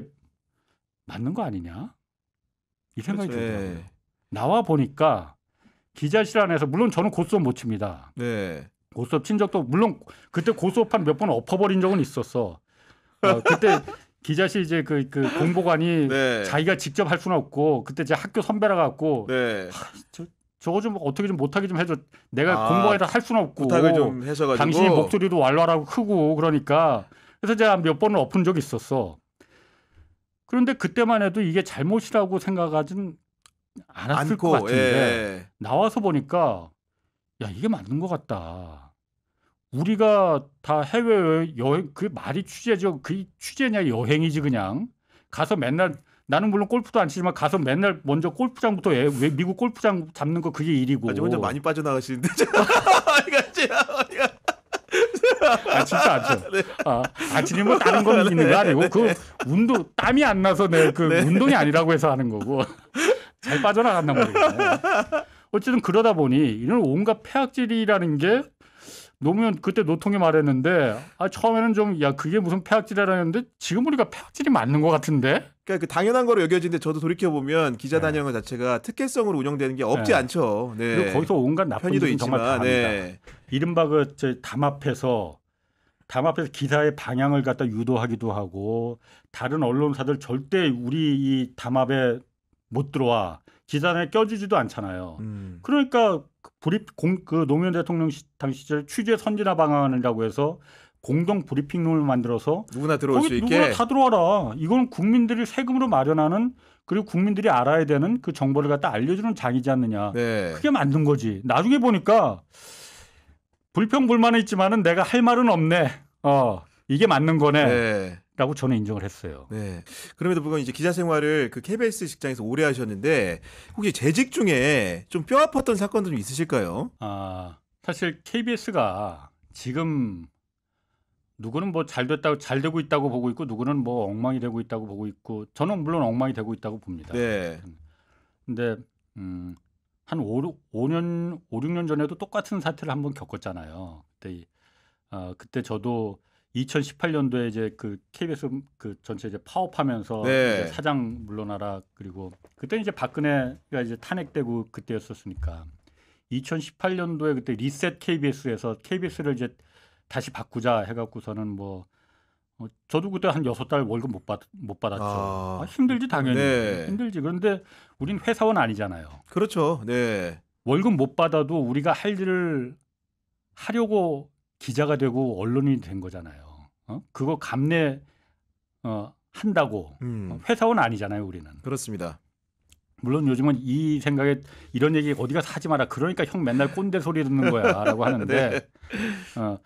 그 당시에 그래서 이제 그 KBS 사장이 이제 나가고 이제 새 체제가 이제 되면서 그때 이제 기자협회가 계속 KBS 기자협회가 연일 모여서 우리가 다시 들어가면은 어떻게 우리 뉴스를 바꿔야 된다, 우리 보도를 어떻게 바꿔야 된다 이런 얘기 여러 가지 이제 논의를 많이 했지 않습니까? 네. 그때 가장 많이 나왔던 얘기가 그때 이제 출입처 우리부터 먼저 그거 빠지자. 출입처 위주의 취재 시스템이 문제가 많다는 거 벌써 어제 오늘 얘기가 아니지 않느냐. 그런데 맞아요. 네. 못 버리고 있지 않느냐. 못 버리는 이유는 뭐 있습니다. 하여튼 간에. 그런데 우리부터 가장 큰 맏형이니까 우리가 빠지자. 그럼 큰 영향을 끼쳤겠죠. 그렇죠. 네. 빠지자. 그리고 뉴스도 매일 이제 9시 뉴스 땡 시작하면은 한 30개의 리포트가 쭉 나래비로 이제 쭉 쓰잖아요. 그렇죠. 뭐 예. 1번부터 30번만 다 보면은 옛날 KBS 우리가 생각하기에는 하루 종일 대한민국에서 일어나는 모든 세상을 다 알 수 있다. 요 30개 네. 우리가 다 취재한 거 보면은 다 알 수 있어. 라는 시절이 분명히 있었습니다. 그때는. 근데 지금 세상이 바뀌었잖아요. 그러니 이거 안 먹힌다. 그리고 그 당시에 JTBC 뉴스가 워낙 이제 그 인기를 구가했으니까 맞아요. 그 당시에 네. 그러니까는 JTBC 뉴스는 우리하고 뭔가 달랐거든. 막 특정 주제에 굉장히 포커싱해서 가는 한 대여섯 개밖에 안 할 때도 있어 어떤 뉴스를. 네. 다른 건 다 그냥 다루지도 않아. 그냥 다른 거는 다른 데 가서 보소라고 얼마나 배 짧고 용기 있어요. 그게 너무나 부러웠던 거야. 우리 그렇게 가자. KBS 기자가 한 600명 되는데 이 정도 맨파워를 가진 언론사 전 세계에서 그렇게 흔하지 않다. 그럼요. 엄청 큰 인력입니다. 네. 이 정도 맨파워를 가진 그 방송 언론사 그렇게 흔하지 않다. 600명이 하루 종일 일해서 딱 30개 보도를 하는 거 아니냐. 엄밀히 말해서 나머지 570명은 노는 거 아니냐. 더 놀게 만들자. 대신 네. 하루에 뉴스 그 리포트 개수를 대폭 줄이자. 10개 이내로 줄이자. 네. 다른 거 물 먹어도 된다. 그야말로 선택과 집중을 하자. 네. MBC 가서 보라고 하자. 다른 거 여기서 안 나오는 거는 SBS 가서 보면 된다. 우리 그런 짜잘짜잘한 뉴스 우리 안 다룬다. 우리가 취재한 우리만의 뉴스를 내보내자라는 게 이제 그 당시에 컨센서스였거든요. 기자들의. 네. 우리 그렇게 하자 돌아가서. 그리고 출입처 빠지자. 출입처를 물론 다 빠질 수 없습니다. 출입처 제도가 문제라는 거는 대표적으로 검찰 법조 출입처가 가장 문제가 그 상징적이었던 거고 그렇다고 해서 청와대가 국회를 빠질 수는 없어. 네. 그건 어쨌든 KBS가 방송사 입장에서도 어떤 대관 창구 역할을 하고 있는 거고 거긴 굳이 빠질 이유가 없어요. 그 라이브 현장이 늘 있죠. 그렇죠. 네. 그래서 거기를 빠질 이유는 없는 거고 문제가 되는 거는 받아주는 거 주워먹는 그 놀이개가 되는 우리가 스스로 애완견이 될 수밖에 없는 그 구조를 빠지려면 출입처라는 걸 깨야 된다. 우리가 먼저. 네. 다른 거 먼저 다 차츰 빠지고 가장 먼저 법조부터 우리가 빠지자. 뭐 이런 컨센서스가 있었는데 결국은 실현이 안 됐잖아요. 안 됐죠. 그러니까 저는 제가 대통령도 마찬가지고 어떤 조직의 사장도 마찬가지고 언론사도 마찬가지고 좋은 정책과 제도를 만드는 것도 중요하지만은 더 중요한 거는 그 기득권의 반대가 얼마나 심하겠습니까? 그리고 그 두려움이 있을 거 아니에요. 그럼요. 네. 그걸 뚫고 나갈 수 있는 용기와 배짱이 더 중요하다. 그 좋은 정책과 제도도 중요하지만은 그걸 뚫고 나갈 수 있는 기득권의 반대를 뚫고 나갈 수 있는 야 싫으면 너 나가 죽이 되든 밥이 되든 죽이 되면 다 내가 책임질 테니까 내가 밥을 만들 테니까 나를 믿고 따러 이런 용기와 배짱이 있어야 되는데 그 당시에 KBS는 새로 들어가선 뭐 우왕좌왕하는 사이에 들어간 것도 있겠지만은 거기까지 이르지 못했다는 그게 거죠. 없었어. 네. 그게 없었어. 그러니까는 물 한 번 먹으면은 막 어디 이 물 먹으면은 야 그거 갖다가 다시 급하게 뭐 전화 연결로 네. 뭐 30초라도 연결해야 돼. 내가 봤을 때 아무 의미 없어 그거.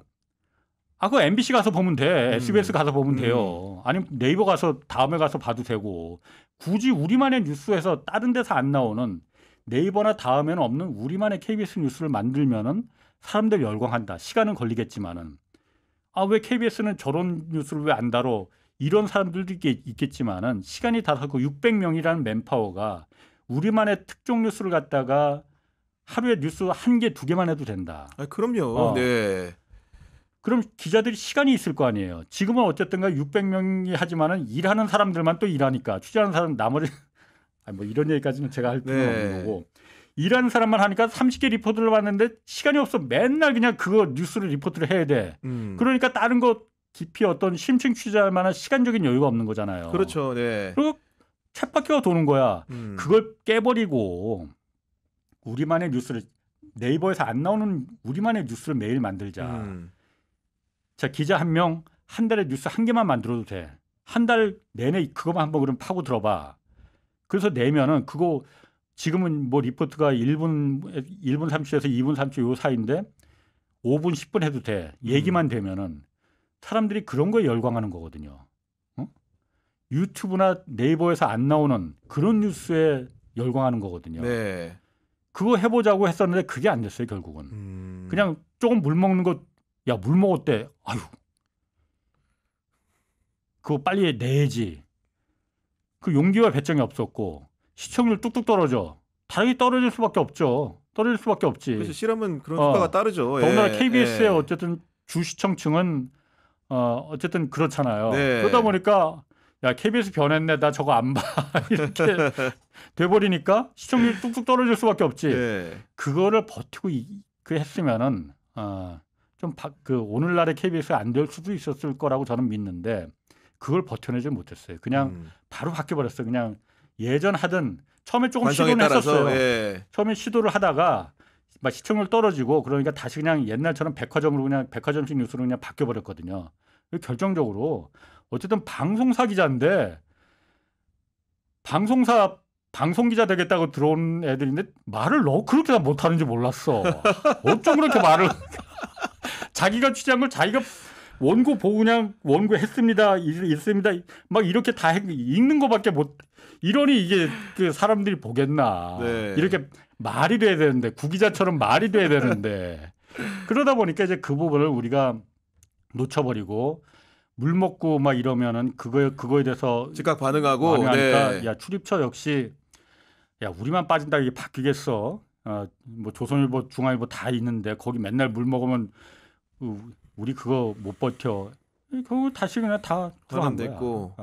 그리고 요 얘기는 좀 마지막 여쭤보고 싶은데 결국은 지금 이제 그 22대 국회 개원을 했고 과방위가 진행 중이고 그 방송사법이라는 게 본인들 호칭하기로는 언론 정상화 사법이라고 하던데 그게 이제 국회 본회의에서 처리 앞두고 있고 그 와중에 또 방통위원장은 자진 사퇴하고 MBC 같은 회사는 또 이제 그 박문진 이사진 대주주 교체를 앞두고 있단 말이에요. 어떻게 보면은 KBS도 지금 사장이 교체됐고 YTN도 사장이 바뀌었고 이런 그 어떻게 보면 언론 환경들이 점점 악화되고 있는데 MBC도 이제 그럴 위기에 직면해 있는 상황인데 그 방송사에 오래 계신 그 어떤 한 사람으로서 이 상황을 좀 해결할 수 있는 방법이 좀 있을까 좀 조언을 좀 얻고 싶습니다. 제가 봤을 때는 없습니다. 네. 왜냐하면은 일단 이번에 그 방통위원장 뭐 이제 바뀌고 그 이제 뭐 탄핵 피하려고 꼼수로다가 사퇴해버리고 이건 우리 목표가 뭐라는 거 다 알고 있잖아요. 정확히 드러났죠. 네. 목표가 MBC라는 거는 누구나 다 알고 있습니다. 네. 그런데 뭐 새로 방통위원장이 이제 임명될 테고 뭐 이제 이준석 뭐 당연히 될 테고 그러면은 똑같이 MBC에 대해서 어떤 가혹한 처벌이 내려질지 그 KBS가 어떻게 바뀌었고 YTN이 어떻게 바뀌었다는 걸 다 봤잖아요. MBC 똑같이 아마 그런 시도가 있을 겁니다. 그렇겠죠. 네. MBC 구성원들이 정말 명심해야 돼요. 지금 명심해야 될 게 물론 MBC 내에서도 생각이 여러 가지 다른 생각들이 다 있을 겁니다. 그런데 어쨌든 지금 현재 지금의 MBC를 유지하고 있는 기자나 언론인 PD들의 이 사람들이 명심해야 될 거는 KBS나 YTN이 어떻게 무너졌는지 봤잖아요. 무너질 때 무너지더라도 싸우나 보고 무너졌으면은 국민들이 이렇게 외면하지 않습니다. KBS가 도륙을 당할 때 어느 누구 하나 머리띠 두그르고 거기에 대해서 저항하지 않았거든요. 정하지 않았지 않습니까? 그렇죠. 네. 파업하지 않았습니다. 5년 전처럼 6개월 월급 못 받을 때 못 받더라도 우리가 지키는 가치, 언론의 가치를 갖다가 우린 내줄 수 없다. 나를 차라리 꺾고 들어가라라고 그런 행동을 보여줬으면은 국민들이 이렇게 외면하진 않을 것 같아요. 근데 지금 보면은 국민들이 서로 다른 세상이 온다 하더라도 그래서 KBS는 다른 어떤 국면을 맞는다 하더라도 우리가 KBS를 도와줄 필요는 없을 것 같아. 이런 생각들을 대다수 갖고 있잖아요. 저는 안타깝지만 그 이해합니다. 당장 지금 수신료가 12월에 문제가 되는 거잖아요. 맞아요. 네. 저 돌이킬 수가 없어요 지금. 그러니까 역대 어느 정도 진보나 보수 정권을 막론하고 안 했던 거를 제대로 된 공영방송 하나는 있어줘야만이 우리 아들 딸들이 제대로 그나마 마지막 보루는 지켜줘야 된다라는 컨센서스가 공감대가 있었었는데 이번 정권은 그걸 건드려 버린 거거든요. 그래서 내부에서 무너져 버린 거고 KBS 내부에서 무너져 버린 거고. 그러니 MBC에서도 잘 봐야 됩니다. 물론 이걸 막기에는 역부족일 수 있어요. 역부족일 수 있습니다. 밀어붙이는데 어떻게 하겠나. 그래 장사 없죠 지금 상황이. 그런데 뒤에 국민들이 있다는 거 막아줄 수 있는 그 역부족을 갖다가 가능하게 만들 수 있는 거는 국민들밖에 없다는 거, 그 부분을 명심을 해야 됩니다. 그러니 무너질 때 무너지더라도 뭐 미스터 선샤인에 그 얘기 나오잖아요. 빼앗길지언정 내주지는 말라고. 네. KBS나 YTN은 내줬습니다. 바람이 불기도 전에 먼저 스스로 누워버렸잖아요. 물론 저한테 욕하는 사람들도 있습니다. 네. 너는 그럼 거기서 왜 쥐새끼처럼 먼저 빠져나왔느냐. 저 그 부분 감내합니다. 저 당연히 저도 그 부분에 대해서 일부분 책임이 있다고 생각을 합니다. 네. 나부터라도 나서서 그야말로 들어 누웠어야지. 왜 너는 안 하고 쥐새끼처럼 빠져나와서 네가 이런 말을 할 자격이 뭐가 있느냐. 저도 그 감내하겠습니다. 근데 MBC가 좀 그래 줬으면 좋겠어요. 역부족일지 몰라도 끝까지 버틸 때까지 버텨야 된다라는 부분. 네. 그럼 6개월 월급 못 받으면은 국민들이 혹시 압니까? 17만 걷어서 도와줄지. 성금을 모아서라도. 예. 그렇게 그 결기를 용기와 배짱을 보여줘야 돼요. 네. 안 그럼 정말 마지막 남은 게 MBC인데 제가 이렇게 MBC를 박수치면서 응원하게 될 날이 올 줄은 정말 꿈에도 생각 못했어. 옛날 우리는 믿지 말아야 될 건 공산당과 MBC다 이렇게 경쟁적으로 배우고 자랐잖아요. 했는데 근데 이렇게 응원해 줄 줄은 내가 정말 몰랐어. 그런데 그러니까요. 예. 정말 박수치고 응원해 주고 싶습니다. 알겠습니다. 오늘 토요 특별판에서는 언론계의 홍반장 홍사훈 기자님을 모시고 22대 국회 가장 시급한 과제가 무엇인지 또 언론의 과거와 함께 현 주소까지 짚어보는 시간을 가져봤습니다. 오늘 두 번째 출연을 해주셨는데 네. 어떻습니까? 좀 평가를 좀 해주신다면. 저는 하여튼 구교현 기자 팬입니다. 일단 제가 구교현 기자가 일단 생각도 바른 것 같고 네. 그거 변하시면 안 돼. 알겠습니다. 네. 그리고 일단 유머가 있고 그리고 아는 것도 워낙 많으시고 그러다 보니까 앞으로 굉장히 앞날이 밝을 것으로 저는 하여튼 네. 믿고 있어요. 아니 과찬의 말씀이십니다. 아니 과찬이 네. 아니고 제가 이 정도 과찬했으니 나중에 모른 척하면 모른 척하시면 안 돼. 아니 무슨 말씀이세요? 앞으로도 홍사훈 선배야말로 다양한 문제에 대해서 꼭 저희가 호출하면 네. 나와서 부름에 네. 응해 주시기를 간곡히 좀 부탁드립니다. 네. 어제와 오늘 이틀에 걸쳐 홍사훈 기자와 함께 최혜병 특검법부터 김건희 여사 문제 그리고 언론의 과거, 현재, 미래에 이르기까지 다양한 문제로 얘기를 해봤습니다. 경향TV 구교영의 정치비상구는 월요일 오후 4시 또 여러분들을 찾아뵙도록 하겠습니다.